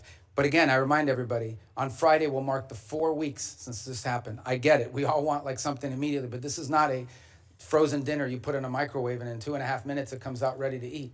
And these are complex things, and we've seen this play out. I've used the example of Paraguay and Spain. There are others where there's a transition from autocracy to democracy. It's not linear. It's, in some cases, there are ups and downs along the way, but it's trending in the right direction so far, with the recognition that more work needs to be done. Thanks for your hard work. Senator Booker. I just want to start by saying what's plain, frankly, be plain to Senator Rubio and plain to members here, is that it should not have taken this long to have this hearing. Fundamentally, we have a crisis, I believe, in our democracy right now, which is the failure of Congress to do its job, to provide checks and balances, oversight, to provide the kind of constitutionally mandated work that we should be doing to keep a balanced government. We have operations right now that are literally costing the American taxpayer tens of millions of dollars a day. The buildup in the Caribbean alone is hundreds of millions of dollars a month, but we're not providing that kind of oversight that's necessary. So from our power to the purse, to our important work of providing a check and balance to an administration, what we're seeing right now is unacceptable and speaks to what I think is a growing constitutional crisis in our country, which is a Congress that is just lying down for the administration to do whatever it wants, whenever it wants. I want to pick up on my colleague's questioning because I actually know from years of conversations with you, your heart about human rights in countries like Venezuela, Mr. Secretary. And you issued a travel warning, a level 4 travel advisory from your department's website that says, right now in Venezuela, there's a high risk of wrongful detention, torture, terrorism, kidnapping, arbitrary enforcement of laws, crime, and more. And when we hear from the president that he is in charge, that you all are running this government to that extent, I have a lot of concerns when it comes to the rampant human rights violations that are persisting. Cabello is Maduro's key hardline enforcer. He's continued to intimidate and suppress Venezuelan voices. He remains in control of Venezuela's security forces, security services, the colectivos. We're seeing extraordinary examples that the constant oppression of the people is continuing as these folks are remaining in control of the country. So I just want to know, what is the plan to address in a much more aggressive manner these severe human rights violations and to try to stop these armed militias? Because if we are doing things to stabilize their government, if we're turning over resources and money to the very groups that are creating these horrors, that seems to me against America's values, and it seems to me something that is should be unacceptable to Congress on both sides. Yeah, well, absolutely. The Venezuela I described that we want to see emerge from this is one in which none of that is happening. If you think about travel advisories are us imagining worst case scenarios. We have a duty to warn American citizens when they travel to a place that does have a history of Americans being arrested, of Americans being taken. And they may be taken by a deliberate action of a government or entity related to the regime. They may be taken by criminal gangs that control parts of that society. For example, you have these colectivos, as they're called, which basically are these armed motorcycle gangs that are allowed to act with impunity in return for their support for the Maduro regime in the past. You have the ELN and the FARC and other drug trafficking organizations, including Tren de Aragua, that are involved. Again. So these are real risks that we have a duty to warn Americans. Because here's what we didn't want to see, and don't mean to interrupt you. We have this announcement that Maduro's been taken. All of a sudden, people conclude, oh, he's gone. Let's flood over there. Let's all go over there, and we could expose people to danger. But this is the hypocrisy that I see. At the same time that you're issuing these human rights cautions about what's going on there for Americans, you have a president that's lifting temporary protected status for Venezuelans. Many of them are individuals that have lived in our country for years, if not decades. When I hear from the Venezuelan community, I hear an outrage that at the very same time that you are affirming here that these armed militias are running around suppressing voices, we have an administration that has said very clearly that they're not only going to be lifting temporary protected status for Venezuelans living in the US, but instead of protecting longtime American residents, they are, quote, the administration is putting people back on deportation flights and sending them into that madness. Does that make sense to you? Well, first of all, the travel advisories for American citizens traveling there and the threats posed to Americans. What you're describing why lift temporary protected status? Well, the problem with temporary protective status was it was granted to so many people in such a vast numbers so quickly without proper vetting by the previous administration that there's a real concern that there were gang members that had received TPS simply because of the nation they came from and the time in which they came. It became so big and so massive. The overwhelming majority of Venezuelans are not members of Trained at Agua, but there were Trained at Agua and other criminal elements embedded in the TPS system. And the numbers were so large that the administration felt it had to cancel the program in order to appropriately vet it through on the individual cases. Excuse me, Mr. Secretary, this might not surprise you. I don't trust this administration and the way they use terms like terrorist. I've seen them calling American citizens domestic terrorists, who are people trying to peacefully protest. The problem we have right now is the administration continues to make policies that seem to contradict their words, and yet we don't have a process in place for Congress to do its job because people are not calling folks in for these hearings and not providing the kind of oversight that we need. It is very frustrating to me that we still have a repressive regime in power in Venezuela, suppressing human rights, yet we are cooperating with them, we are funding them, and we're not calling out the ridiculousness of the violence that's going on there. At the same time, we're taking people who have lived in our country for years and years and years and sending them back into that hell where they can be targeted, where they can be abducted, where they can be held for hostage because they know they have American family members that are still here. This is a situation ripe for where we are being complicit in continuing human rights violations, and that needs to stop. And I think just on 2 points, we're not cooperating with them to continue doing what they're doing now. We're cooperating with them to transition away from what's happening now. And as I said, we're not even 4 weeks into this thing. And if it continues to look like this in 6 months, 9 months, a year from now, if progress isn't being made, we'll have very different feelings about it. But what we're cooperating on is not the continuation of what's happening. It's a movement away from all this and transitioning ultimately to something that looks nothing like this. That's the goal. But it's been less than 4 weeks. I mean, we think we've made substantial progress in a very short period of time. But I acknowledge we want to make a lot more progress. This is not the end state that we want. Senator Corder. Mr. Secretary, I want to expand a little bit on the question that Senator Barrasso raised about Venezuelan oil. But primarily what I want to do is focus on something that's come to be known as the shadow fleet or ghost fleet of Russian and Iranian oil that's been used, that's subject to sanctions, which has, with the complicity of Venezuela, been used to evade sanctions to help fund the Russian war against Ukraine and help Iran remain the #1 state sponsor of international terrorism and fund its proxies, which have been responsible for so much death and misery in the Middle East. So it strikes me that Venezuela, even though it has a lot of oil, has been more involved in trying to assist its allies, namely Iran and Russia, in circumventing these sanctions to help them fund their nefarious activities, both in the Middle East and in Ukraine.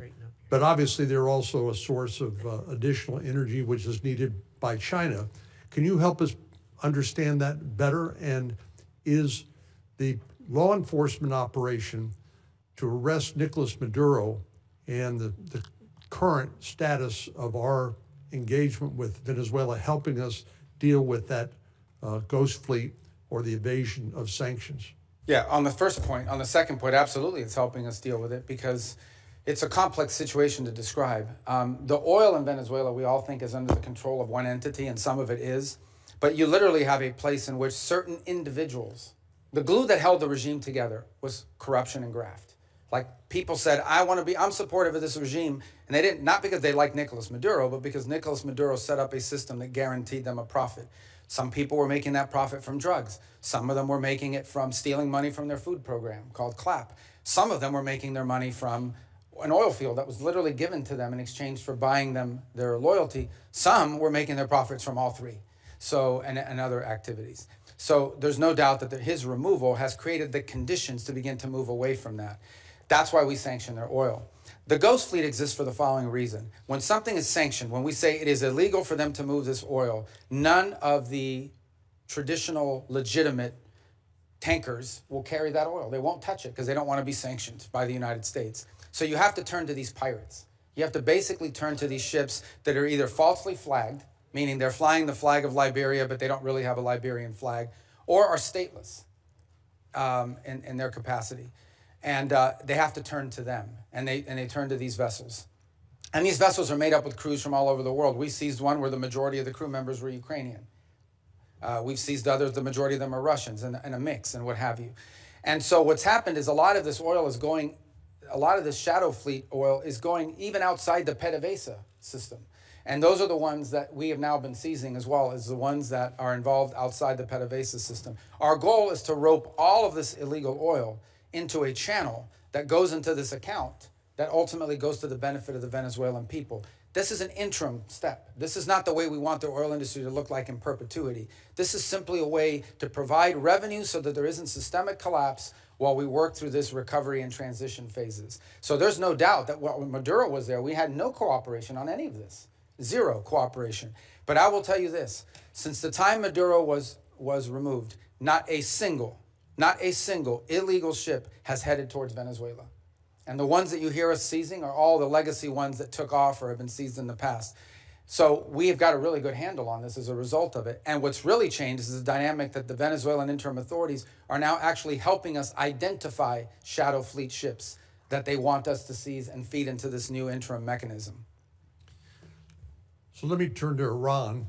Obviously, the president authorized a strike against their Iranian nuclear program, and what I consider to be a magnificent demonstration of American military power. And even though the arrest of Nicolas Maduro was not primarily a military operation, but they provided the support to law enforcement authorities as they executed an arrest warrant against Nicolas Maduro. Likewise, I think most Americans were very proud of how the U.S. Government and particularly the U.S. military have performed. But I know the president's very concerned about what's happening to the demonstrators in Iran. And of course, there's some estimates that as many as 30,000 Iranian demonstrators have been executed by the regime. But I know the president's being presented with a range of options. We notice a lot of movement into the region by our Navy and other authorities.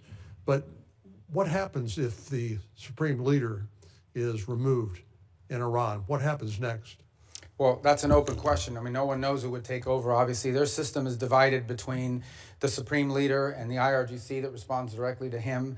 And then you've got these, quasi-elected individuals, the ones that wear the suits on television who are part of their political branches, but ultimately have to run everything they do by the supreme leader. So I don't think anyone can give you a simple answer as to what happens next in Iran if the supreme leader and the regime were to fall, other than the hope that there would be some ability to have somebody within their systems that you could work towards a similar transition. I would imagine it would be even far more complex than the one we're describing now, because you're talking about a regime that's in place for a very long time. So that's going to require a lot of careful thinking if that eventuality ever presents itself. On the issue of our presence in the region, here's the baseline I want to set for everybody. The baseline is this. We have 30 to 40,000 American troops stationed across 8 or 9 facilities in that region. All are within the reach. Theoretically, not theoretically, in reality, all are within the reach of an array of thousands of Iranian one-way UAVs and Iranian short-term ballistic missiles, short-range ballistic missiles that threaten our troop presence. We have to have enough force and power in the region, just on a baseline, to defend against that possibility. That at some point, as a result of something, the Iranian regime decides to strike at our troop presence in the region. The president always reserves the preemptive defensive option. In essence, if we have indications that, in fact, they're going to attack our troops in the region, to defend our personnel in the region. We also have security agreements, the Defense of Israel Plan and others, that require us to have a force posture in the region to defend against that. And so I think it's wise and prudent to have a force posture within the region that could respond and potentially, not necessarily what's going to happen, but if necessary, preemptively prevent the attack against thousands of American servicemen and other facilities in the region and our allies.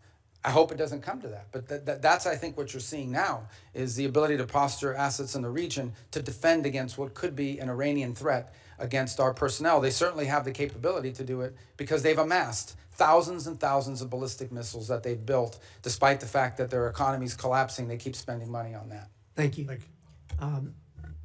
Gentlemen, do I understand that you're yielding to Senator Duckworth? Is that correct? Both of you? Senator Van Hollen? Are you going to yield to Senator Duckworth? Okay, Senator Duckworth. I thank my colleagues. My daughter has dental surgery, so they're being very kind so I can get her to that. Thank you. Mr. Secretary, last March, the President invoked the Alien Enemies Act, a notorious wartime law last used for Japanese internment. He said that he was responding to the Maduro regime's supposed invasion or other acts of war against the United States. But in recent weeks, you, the Department of Justice, and our friends across the aisle have repeatedly said that we are not at war with Venezuela.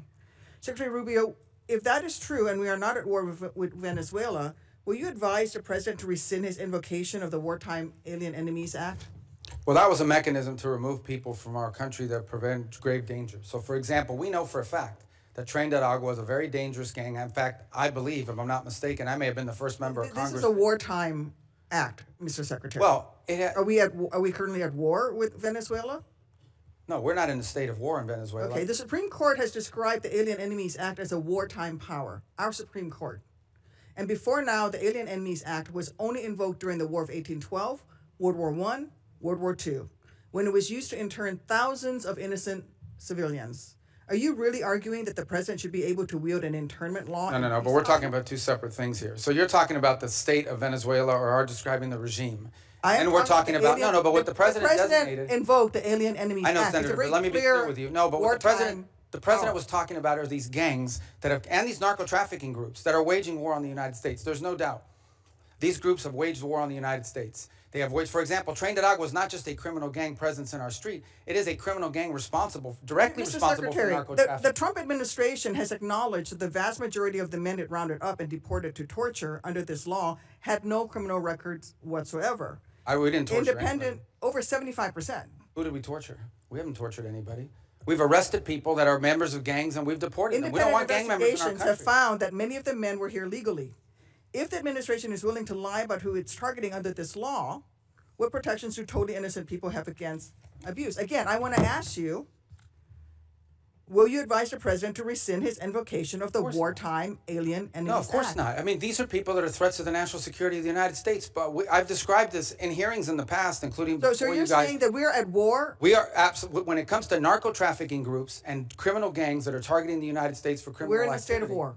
There's no doubt about the fact that we're confronting them in a warlike setting because they're waging war apply and do the Geneva Convention They're waging war against us and they're enemy combatants as a result of it. And the fact of the matter is that we are confronting these irregular groups, and that's one of the great challenges of the new century in this hemisphere in particular, is that these non-state actors who possess state-like capabilities in terms of their weaponry pose a grave danger to the United States. I don't think any American would dispute that we have cartels that pose a threat to the national security of the United States. With all of the other laws of when it comes to warfare. I mean, you're saying that he can invoke this wartime power.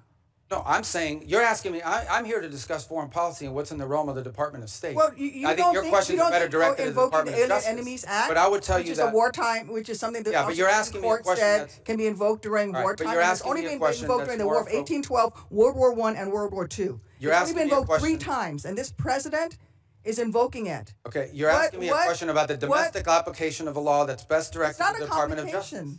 No, it is because you're asking me something to opine on something that's in the realm of the Department of Justice in terms of its domestic application. I can tell you that the United States is most certainly confronting terrorist and criminal organizations operating in our hemisphere that pose a grave danger to the United States. Anyone who believes that gangs that flood our country with fentanyl or cocaine are not threats to the United States is not living in reality and certainly does not reflect the opinion of most Americans. The President already said that he was ready to put American troops in Venezuela again. So we're at war right now.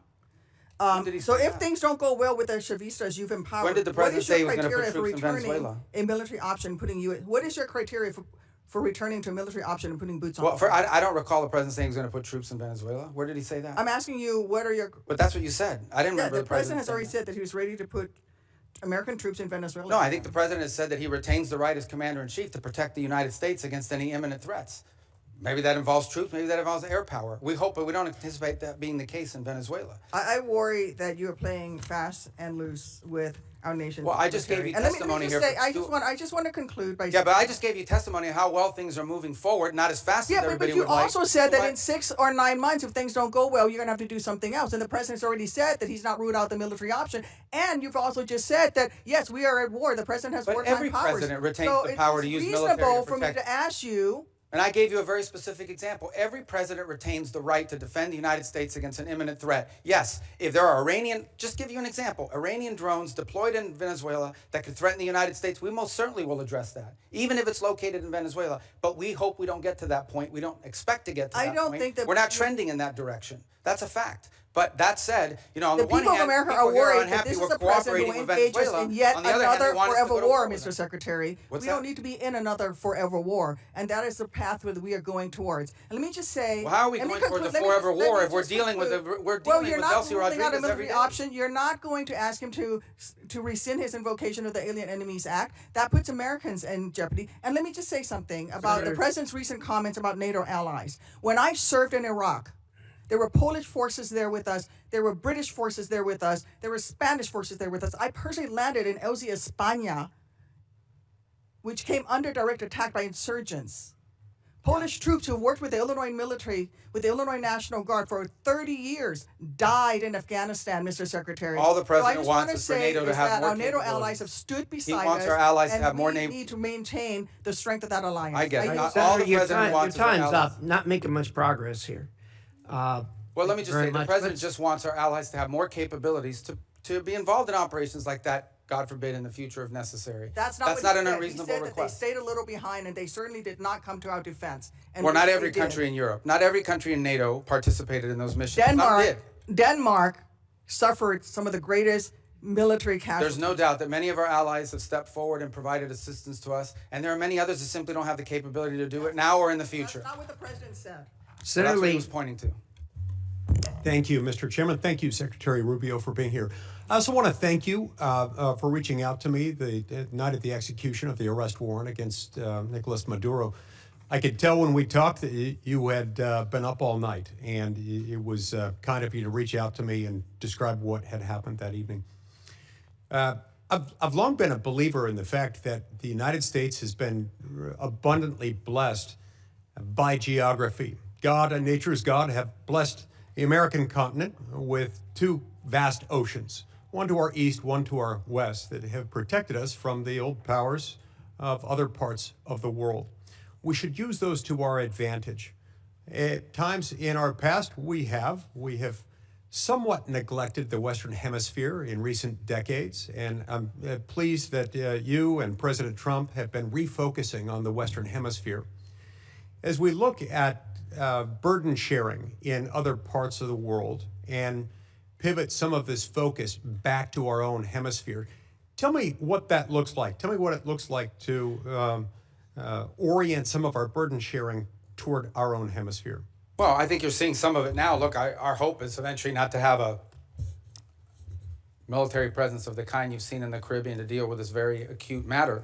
But the truth of the matter is that it was surprising in the first place, right?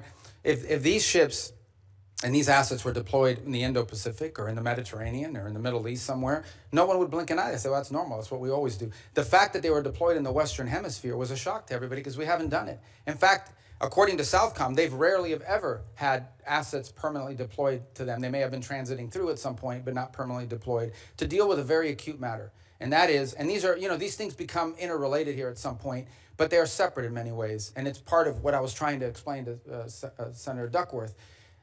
We have a real reality in our region of these transnational criminal terrorist organizations that in many cases possess weapons that you ascribe to a nation state, not to a gang, who pose a grave threat to the national security of the United States, but also to the stability of the region. If you walk through the region, what is the primary threat in Colombia? Transnational criminal organizations. What is the threat to Mexico? What is the threat to the Caribbean basin? These groups have to be confronted. They have to be confronted forcefully. What's the threat in Haiti? To systemic collapse. And that is these criminal gangs that basically control territory and threaten the ability to even form a government there in that regard. So it's endemic throughout the region. and it ultimately impacts the United States through mass migration, through drug trafficking, and other related criminal organizations. And so we need to have a force posture that can confront that and that can provide assistance in conjunction with other partners. We also need more countries that are willing to cooperate with us and collaboratively work on these things, the way Ecuador is now doing, the way El Salvador has done, the way Trinidad and Jamaica and other countries, the way we historically have done with Colombia, by the way, and continue to do in many respects. So we hope Venezuela will be one of those. Imagine if a future, or even the current interim authorities, or a future legitimate government of Venezuela cooperated with the United States against Tren de Agua, cooperated with the United States against the ELN, the FARC, and the drug trafficking organizations. How much easier it would be to confront these challenges that we face. But it will require some force posture in the region. I think the one area, if your question is in the context of NATO, the one area we have to recognize is that we need to have a presence in the Indo-Pacific. Many of you travel overseas and are constantly being told by our Indo-Pacific allies they want to see a sustained commitment of the United States to the region. We still have obligations and needs that we need to address when it comes to the Middle East. We have a growing threat of the rise of terrorism potentially in the African continent. And then, of course, you point to the Western Hemisphere. So that doesn't mean we're abandoning NATO or abandoning Europe. It does mean that we are going to have to, at some point, readjust our force posture in the world to deal with all of these realities. And as a result is why I keep making the point, the stronger our allies and more capable our allies in NATO are, the more flexibility we'll have to do that. We'll still be there with our assurances. We'll still be there with our presence. We'll still have some of the largest military deployments in the world will be in Europe with our allies. But we are going to need some flexibility to do this over time. And we've told this to our allies, and we've told them there'll be no surprises. And most of them understand it. Frankly, they do. And that's why they're moving very quickly in many cases to rearm and reinvigorate themselves. Over the last 5 to 10 years, we've seen China gain pretty significant footholds by historical standards in South America, in Central America, in parts of the Caribbean. Sometimes this occurs simultaneously with and in the same places as drug cartels, places where drug cartels are the strongest. How would you describe the connection between those two things? Are they correlated, or is there causal? Well, the correlation may be to the extent that you have, usually when you have strong narco organizations or drug trafficking organizations, you also have very weak states that are, in some cases, vulnerable to corruption. So the general Chinese practice has been, you go into a country, you offer to build a bunch of stuff that you end up building poorly. And to get that contract, you do it as a market share thing, not because you can make money off it, but because it puts you in place at the expense of everybody else. You sometimes have to bribe people locally in order to get that, and it gives you a foothold into that country and allows you to expand into other sectors.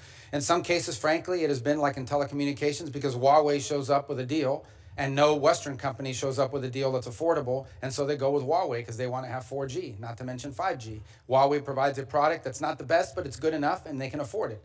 And it's subsidized by the Chinese government. So we've seen that play out in place after place. It became quite acute, for example, in the Panama Canal Zone, where a Chinese company ended up owning both ports on the Pacific and on the Caribbean side and Atlantic side of that canal, which is of grave concern to the United States. So I do think you've seen their presence, largely through economic means over time, create leverage over nations in the country who become emboldened and either trapped in debt traps or trapped in bad contracts they can't get themselves out of, and always in sectors that are valuable to China that include rare earths, and critical minerals, energy, and infrastructure. Senator Schatz. Thank you.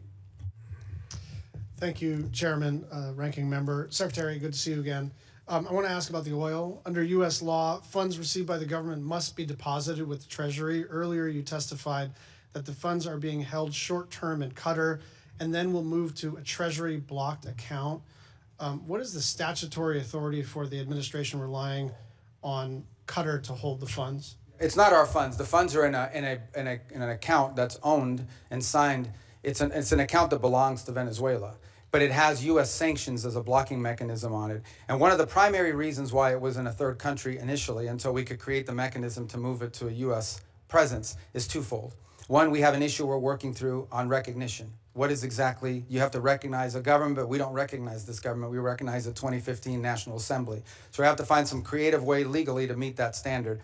The other is, frankly, creditors. If any of that money touched a U.S. bank, even if it was an account in the name of the Venezuelans, it would immediately be seized upon by a number of creditors who eventually will have to take care of. But in the short term, that would impede the ability of the Venezuelan authorities to receive the funds they need to operate. So do you have the, I mean, this is what I'm trying to get at, right?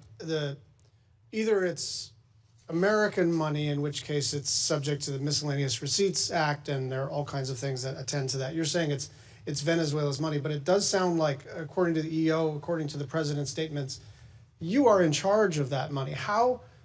What authority are you relying on to be in charge, almost in a sort of receivership kind of arrangement of how funds are both received and expended for a foreign country? Like, wouldn't you have to come to Congress to establish that kind of relationship? Well, no, because the money never enters our hands. We only control the disbursement of the money. We don't control the actual money in the sense of, like, it comes into our bank account. Do you think that you have somewhere in the statute or the Constitution the authority to control disbursements of a foreign country? Well, they've agreed to this, and that's the key. They've agreed to this arrangement in which the sanctions that are placed on this oil is what blocks its distribution. So we've agreed to release sanctions and allow the disbursement of the funding as long as they're spending it in a certain way. So I understand it's novel, but it's the best we could come up with in the short term to ensure that they're... Is there a written agreement that memorializes this?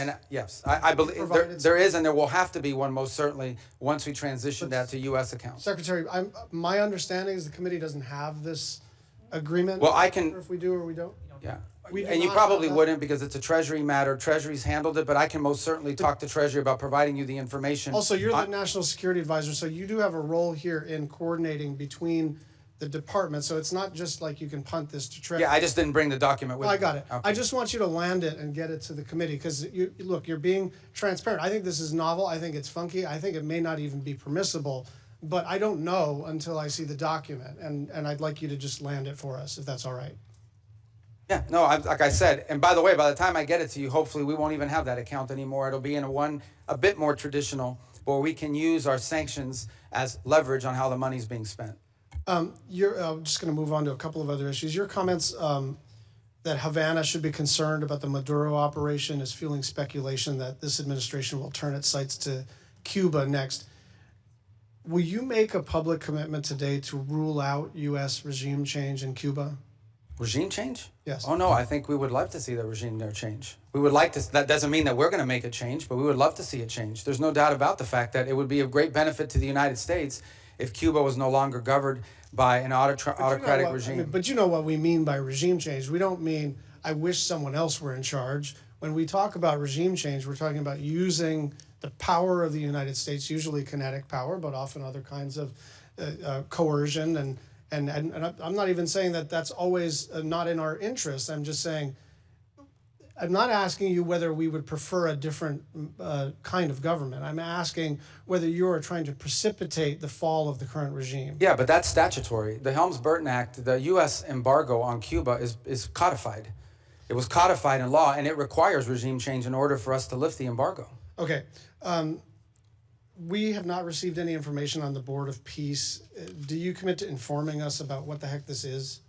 Yeah, it's a Board of Peace. Thank you. Well, I mean, I'll just note that Albania, Armenia, Azerbaijan, Bahrain, Belarus, Bulgaria, Cambodia, Egypt, Hungary, Indonesia, Israel, Jordan, Kazakhstan, Kosovo, Morocco, Mongolia, Pakistan, Paraguay, Qatar, Saudi Arabia, Turkey, UAE, Uzbekistan, and Vietnam. There are a lot of countries with whom we normally work very closely and with whom we are aligned geopolitically and in terms of values that are not on the Board of Peace. And so I think it's reasonable for us to wonder whether something in terms of a, I don't know, competitive structure to sort of either undermine the UN or circumvent the UN. I just worry that a lot of our friends are not on that list, and some of our adversaries are. So to 2 points, the impediment that they have is, first of all, it was chartered by the UN. I mean, the UN, it's a UN resolution that actually created the mechanism by which the board was set up. And the primary and sole focus of that board right now is to administer phase 2 and phase 3 of the plan in Gaza. Okay. And we welcome, all these countries have been invited. Some in Europe have chosen not to join it, either because they have constitutional, they require constitutional approval of their parliament in order to join, depending on some leaders. Like, for example, I'm thinking there are a couple countries in Europe that could not join until they got permission from their vote. In other cases, because they are concerned about what you just pointed out, they argue and they want to know, is this a replacement for the UN? This is not a replacement for the UN, but the UN has served very little purpose in the case of Gaza, other than the food assistance. Can I just and so we think it's critical to have something that's in charge of that. One final 10-second question. We are hopefully about to enact appropriations law either this Friday or soon after that. And I just want your commitment to work with my team and anyone else who has jurisdiction on the implementation of the SFOPS bill. Yes, of course, and we're very happy you're about to pass it. Even if you pass none of the other budgets, you should pass that one. Thank you, I agree. You could have gone a little further than that, Secretary. Senator Curtis. Thank you, Mr. Chairman. Thanks, Mr. Secretary. Thank you for your service. You and I overlapped in the Senate by only a couple of days, and as a result, I've only had the luxury. Those were my 2 best days in the Senate.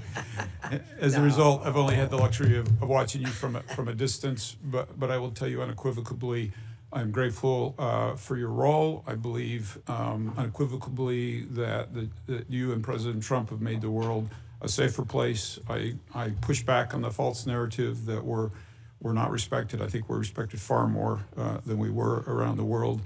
And so I'm grateful for that. I don't know how you get around the world the way that you do. You must have some type of superpower, and I'm grateful for the time you spent with us this morning.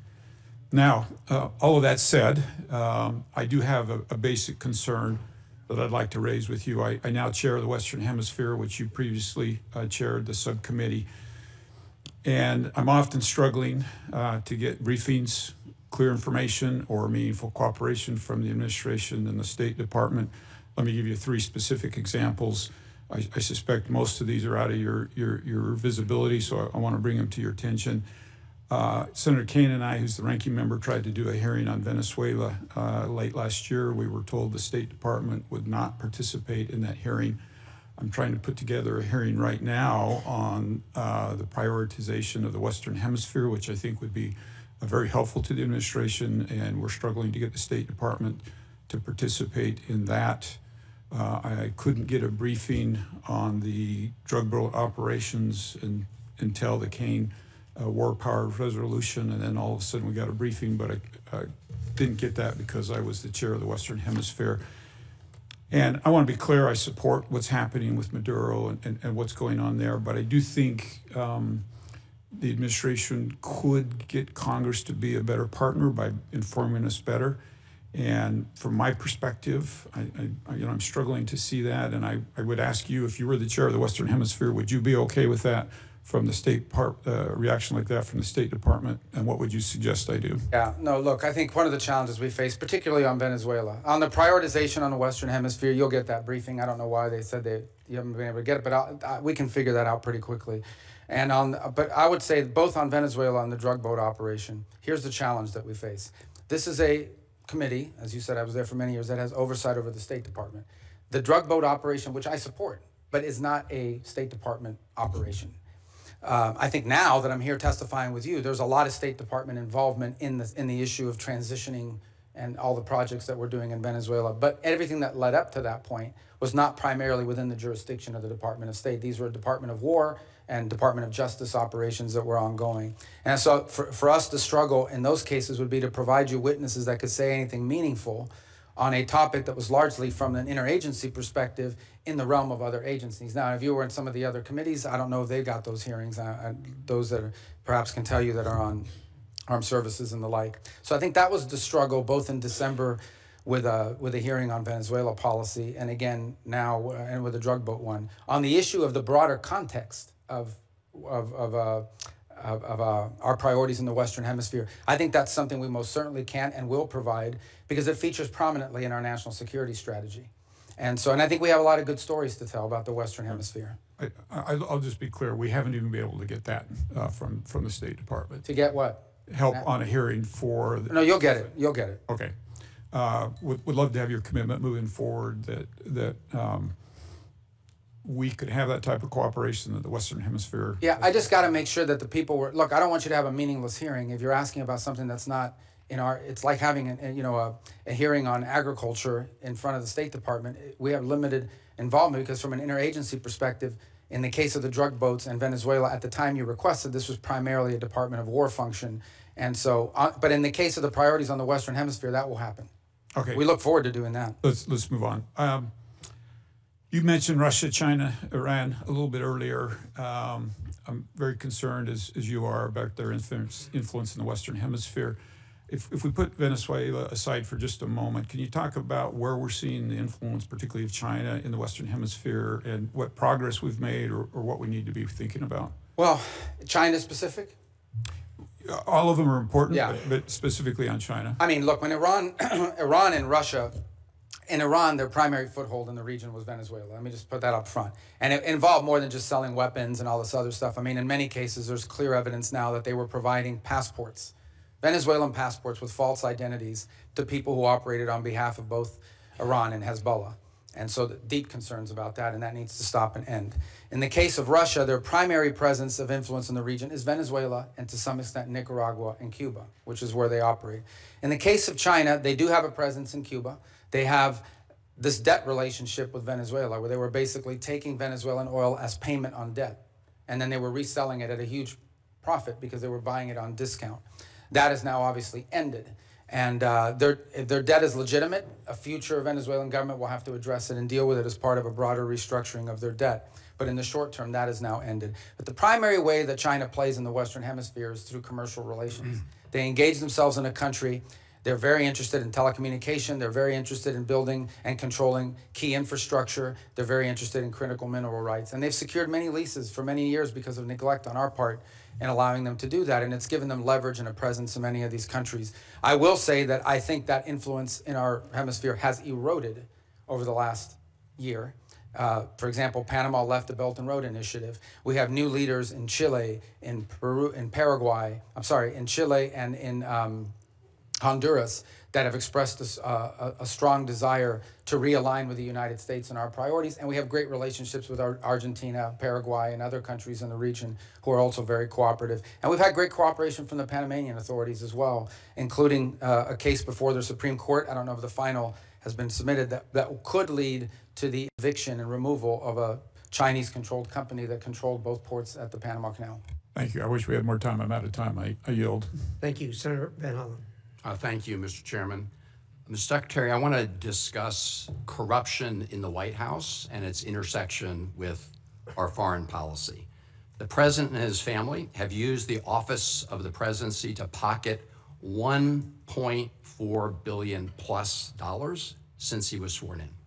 New York Times analysis entitled "Trump's Plundering of America" indicates that some of that is a result of the president selling corruption here at home, but much of it relates to the president selling out U.S. interests overseas to make a killing for his family, including giving away sensitive U.S. semiconductor and AI technologies to the UAE, while the UAE pumped $2 billion into one of the Trump family ventures.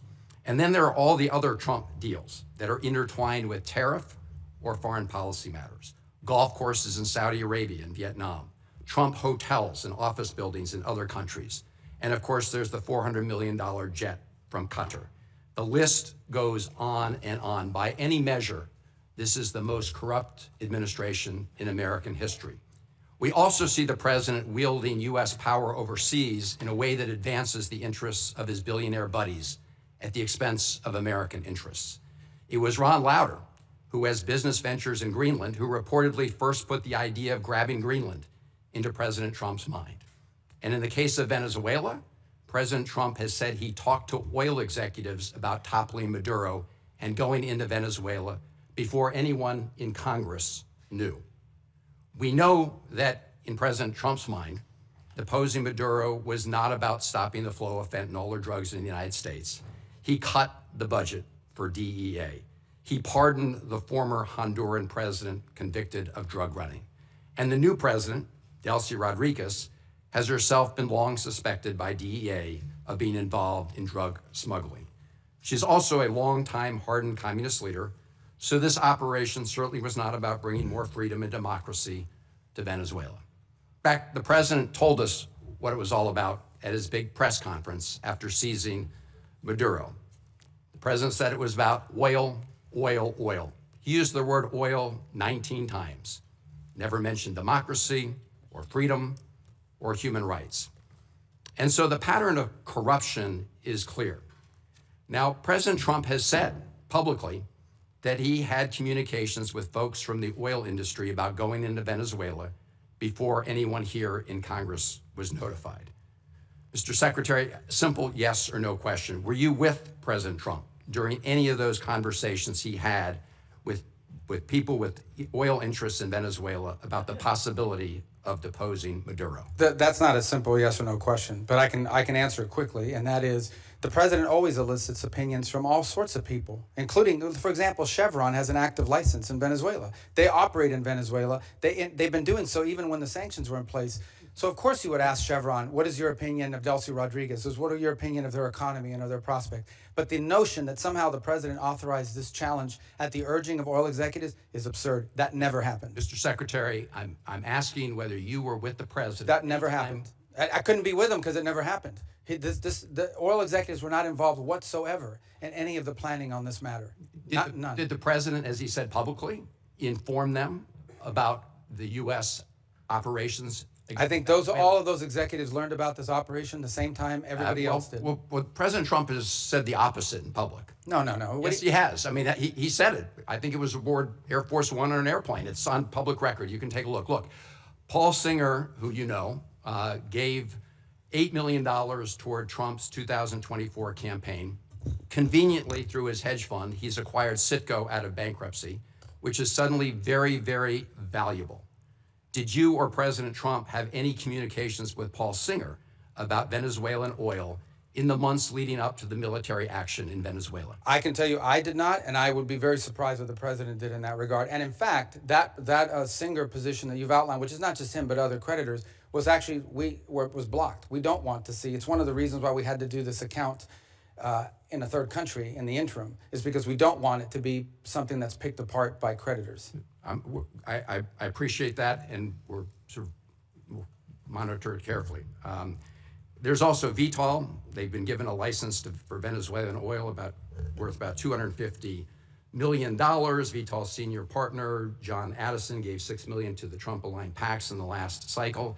And the list goes on, Mr. Secretary. And I have to say that when you had the President of the United States himself, after taking Maduro, get up and say this was about oil, oil, oil, it does make all of us ask the question whether he put men and women in the U.S. military at risk simply so he could grab that oil. Well, that oil, yeah, and I don't know if you were here. I think you were here the whole hearing. I don't think you had left. Number one, the only reason why we use Traffi and Vitol is simply because in the short term, we had to move 50 million barrels of oil that were stuck. And Venezuela needed to turn that into cash so that they wouldn't have systemic collapse. And the fastest way to do it in the short term is for the traders to do it because that's in the business that they're in. That is not the permanent structure.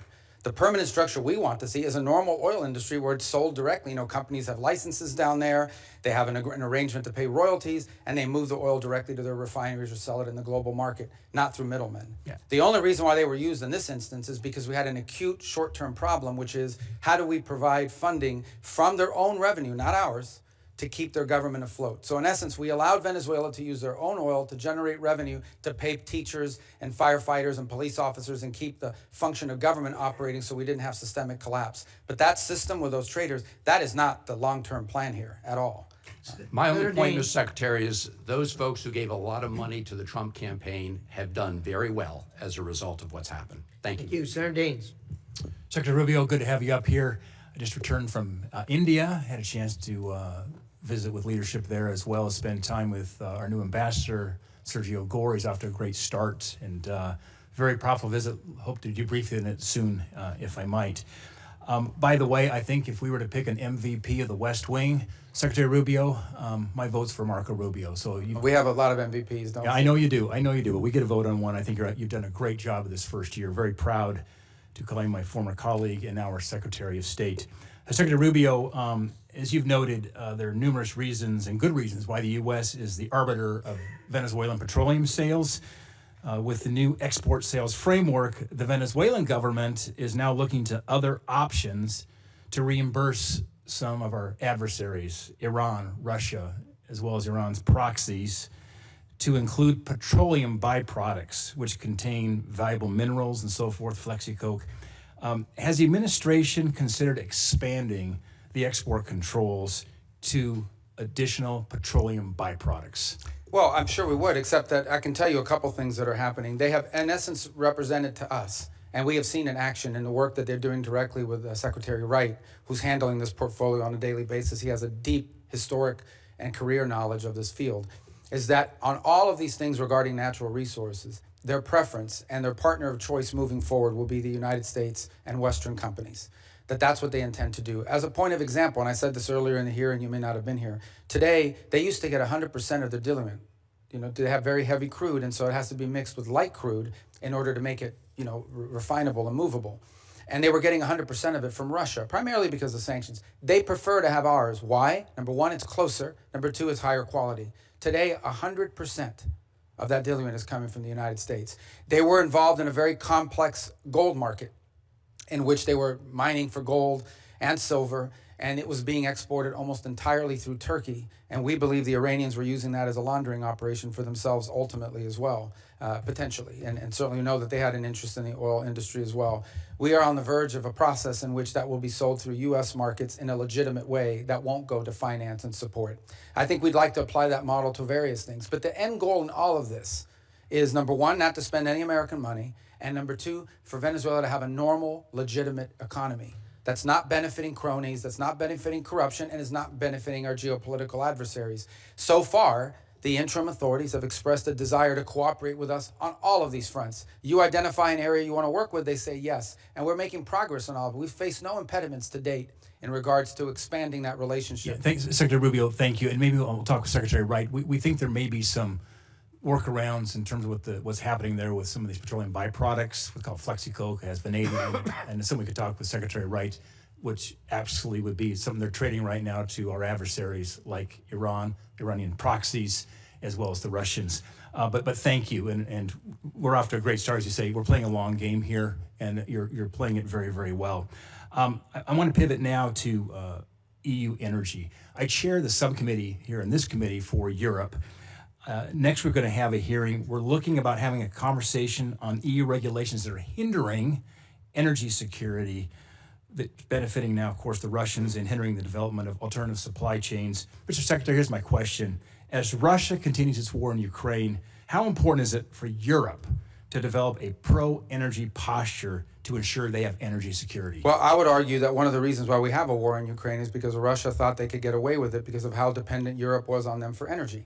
And they felt there's no way the Europeans are going to come hard at us because they're too dependent on us for energy. So I think most certainly it served as a contributing factor to the war happening, among others, obviously. The second point is the point the President's repeatedly made. We love Europe. We want Europe to be strong. We share a lot of common bonds, both through history and culture and also through our alliances. And part of our concerns is that Europe is becoming increasingly vulnerable when it comes to their energy supplies.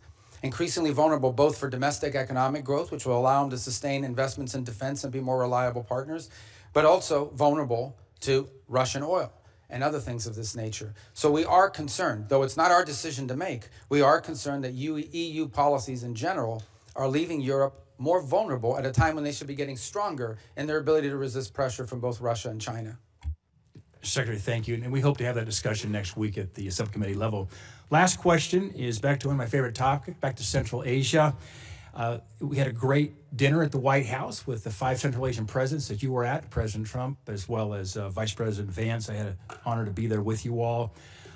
They're making a major shift right now in terms of having a closer diplomatic and economic relations with the United States. That all fits in part of the geopolitical puzzle, which relates to energy supply as well. Here's my question. How important is it that we end these Jackson-Vanik trade restrictions as it relates to our relationship with Central Asia? And for background here, Senator Murphy and I are co-sponsors of that bill. We hope to actually get this done and on the president's desk. It's an ancient Soviet-era restriction that is not relevant at all, but frankly is hindering our relationship with these important Central Asian. Yeah, no, we agree. We agree, and that, like I said, one of these areas that you've been focused on for a long time. Ambassador Gore, that, as you know, is in India, is also an envoy to these 3 countries, just came back from Tajikistan a couple days ago. So I think that absolutely we would like to see that because it would allow us to do even more. Yeah, great. Thank you. Chairman. Thank you. Senator Rose. Thank you, Mr. Chair, Ranking Member, and thank you, Secretary Rubio, for being here. I'm going to get right into it because I want to build on Senator Van Hollen's line of questioning. President Trump pardoned the former Honduran president after he was convicted of trafficking roughly 400 tons of cocaine into the United States. Cocaine that contributed to the deaths of tens of thousands of Americans year after year. Yet the president and his cabinet authorized a military operation to capture Nicolas Maduro in order to arrest him for virtually the same crime. So, yes or no, because I have a bunch of questions here. To the best of your knowledge, was Hernandez convicted of trafficking approximately 400 tons of cocaine into the United States? I'm not involved in the pardon process. I can tell you. No, that I'm just the asking president, if yeah, but I don't do yes or no. I don't play games. This is not a game show. Do you know okay, so I'm just going to tell you I can answer your question because I know what you're getting at, but go ahead. He was convicted. I know. The president felt that he was unfairly treated. I can't give you much insight because I'm not involved in the pardon process. Would you not concede? Can you not understand how the American people and how the world are clearly going to be frustrated by the hypocrisy of this when one man is convicted and pardoned and another man captured, and how it undermines the United States' credibility on the world stage? But the difference is that, again, I can't opine on the specifics of his case because I wasn't involved in the pardon, but he was not a sitting office holder. He was not even the president of Honduras when that decision was made, either to convict him. The difference between him and Nicolas Maduro is he was actively engaged in narco trafficking. It was an ongoing endeavor. I think it does undermine our credibility, but I'm going to move on to some foreign policy decision making here, because despite the fact that you famously or infamously have numerous jobs in the administration, your Secretary of State, your National Security Advisor, it is increasingly unclear who's actually directing U.S. foreign policy under President Trump. We have a special envoy Witkoff. He's reportedly conducted Russian-Ukraine talks in Switzerland beyond your awareness. He and Jared Kushner have been described as managing the president's Gaza plan. Meanwhile, Ambassador Barrack is leading on Syria policy, while Special Envoy Boulos is appearing to lead on our Africa policy. So I have to ask you, I know the answer to this, but I'm going to ask you, are you the lead for U.S. government on foreign policy? No. The lead on U.S. foreign policy is named Donald J. Trump, the President of the United States. On the individuals you've described, these are very valuable teams. We have if I can answer, because I think it's important. It's a legitimate question. I have the distinction, but I think both the benefit of being the National Security Advisor and the Secretary of State. As National Security Advisor, my job is to coordinate the interagency function of national security, and that involves foreign policy. So I speak to Steve Witkoff and Jared Kushner in the case of Gaza and now Russia, probably 10 times a day. We have multiple meetings and coordination. All of it is we build a team. We gather facts, we present options, and then we take them to the president. It is the president who directs the foreign policy of the United States. That's always been the case, by the way. You can't overrule their decisions. Do you outrank the special envoys and ambassadors? Do they get your input as an example? Do they care about your input, or do they go straight to the president? There's no time in which the president is presented an option by one of us at the exemption of everybody else. It depends on the portfolio. But in every one of these portfolios, we have a team approach to this, which is the way the system is supposed to work. It's not the way it's always worked. You have had in the past tensions between the National Security Council that became operational in the Department of State. In this particular case, there's not much conflict between the two because it's the same person. And we basically, what we basically try to do in every one of these unique missions is we create a consensus team around it, and then we present the president options together.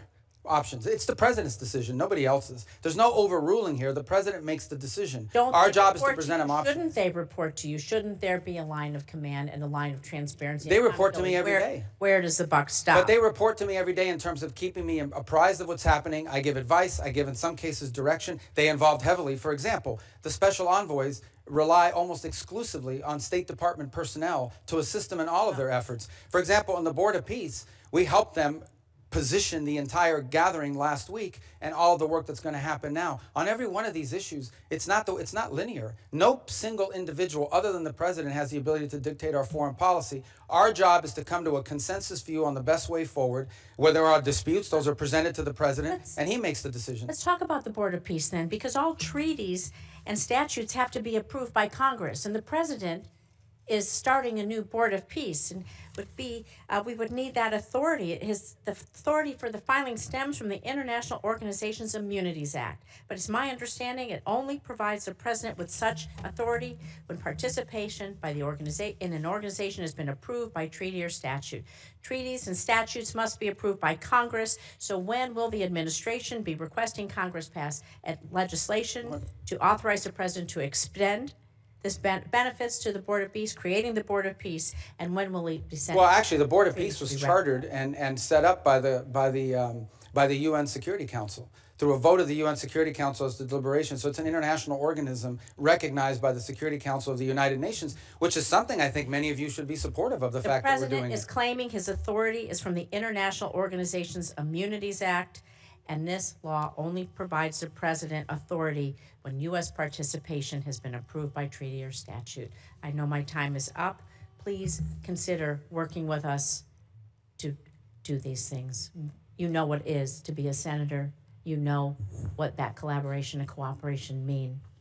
And I think that all of us expect that respect from you and would really appreciate it. Thank you. Thank you, Senator Rosen. Secretary, you've been very generous with your time. We have just a few comments to wind up here. Senator Shaheen. Yes, I agree. Thank you. I hope that you will come more often before this committee. But I just wanted to clarify a couple of things. One is that under the CASE Act, the State Department is required, as are other agencies, to give documents like the one that Senator Schatz was raising for the agreement between Venezuela and the U.S. to this committee. We have not yet received it, so I hope that we will see it in the near future. The other thing, with respect to the exchange between you and Senator Rosen, I can tell you that we have, as the minority staff, requested on multiple occasions updates from the State Department on the special envoy's negotiations on the Ukraine war with Russia, and we have been denied access to any of that information. I would hope that, number one, that would be available, because I think everybody's interested in trying to support efforts to end this war in Ukraine. This should not be an adversarial position. And number two, I would also hope that, like Senator Curtis, that you would be willing to have someone from state come before the committee. We have not had a hearing on negotiations over the war in Ukraine since I've been on this committee since the president took office. And so I hope you will make that commitment to have state come and be part of the hearing on the war in Ukraine and the negotiations there. Yeah, and we would love to do that, and I'll make sure that happens. And I will tell you, I can give you a brief update. I know it's late, but I don't mind. I mean, we can continue to talk about this a little bit because it's important. It's a very fluid situation, unfortunately. I mean, as you know, it's moving very quickly. My sense of it is that for the most part, I discussed the security guarantees piece, which was part of a meeting and efforts that took place in the early part of this year. I think the one remaining item remains the one you're all familiar with, and that is a territorial claim on Donetsk in particular. And I know there's active work going to try to see if both sides' views on that can't be reconciled. It's still a bridge we haven't crossed. It's still a gap, but at least we've been able to narrow down the issue set to one central one. And it'll probably be a very difficult one, but nonetheless, it's one that work is going on. There was a meeting late last week in the UAE, which I think for the first time in many years, trilateral, involved the U.S. presence. Jared was there and Steve Witkoff were there, along with representatives of Russia and Ukraine. They were going to follow up talks again this week in that regard, bilateral. There might be a U.S. presence, but it won't be Steve and Jared. And we continue to try to move that forward. I want to speak in frankness with you. Some of this stuff that's being talked about, it's easier for the parties engaged to find flexibility on some of these matters if they're not being deliberated in the public on a constant basis, because it creates political pressures internally on both sides. As you can imagine in Ukraine, the notion that you would even consider a change in land and after all that's gone in the war it's difficult. And in the case of Russia, they've been telling their people for 2.5 years that they're winning this war overwhelmingly. So people are going to wonder, why are we giving up land if we're winning so strongly? So there's some dynamics there at play that are important. But I think if you need more information on that, we'll provide it. Just know that this has been so fluid that an update like the one I just gave you could be outdated in 72 hours if some new development occurs. But your point is taken, and we'll be responsive to that. I appreciate that. I think the other point of a hearing is it gives people a chance to ask questions that we're hearing, as you know, from our constituents, from other people, and try and get answers. And I appreciate that it's a changing dynamic and that that's always going to be the case, and that there are issues on both in Ukraine and in Russia with respect to what comes out in public. But given the amount of money that the United States has put into supporting this effort, given the support among the American people, and given the support in Congress, it seems to me that we owe people the ability to have a public hearing and to ask questions. Thank you. Thank you. I appreciate that. Secretary Rubio, I don't answer this question if you don't feel it's appropriate, but did I understand you to say that the portion of the discussions regarding settlement in Ukraine, regarding security for Ukraine, are essentially agreed to by both sides? Because that's news to me, and it's a big news item if that's a fact. Well, I think you could argue they're agreed to from our side of the equation. There's obviously a Russian dynamic at play here, and of course, any security guarantees would come into play after the conflict were to end. Of course.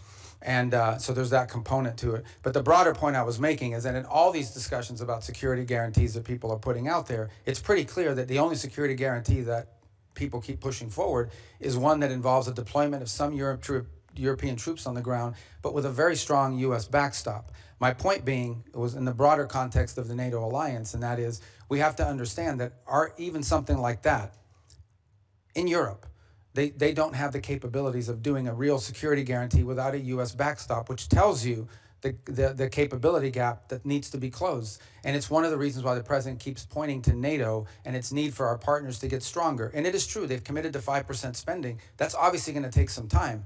But that's really the broader point I was trying to make in that regard. But every notion of security guarantee that's been talked about and that the Europeans have pushed is one that requires a strong commitment by the United States as a backstop, which, in essence means we would be committed, potentially, in a conflict, in a future conflict. And that's something that I think needs to be understood in the context of what I've just described as the problems with NATO capabilities. Very clear. Thank you very much. Thank you again for your time. I'm going to leave the record open until close of business tomorrow. If there are questions, I'd appreciate it if you assist in getting answers to those questions. Great job. Thank you for spending the time with us. We sincerely appreciate it. The American people are lucky to have you as the Secretary of State. And with that, the meeting is adjourned.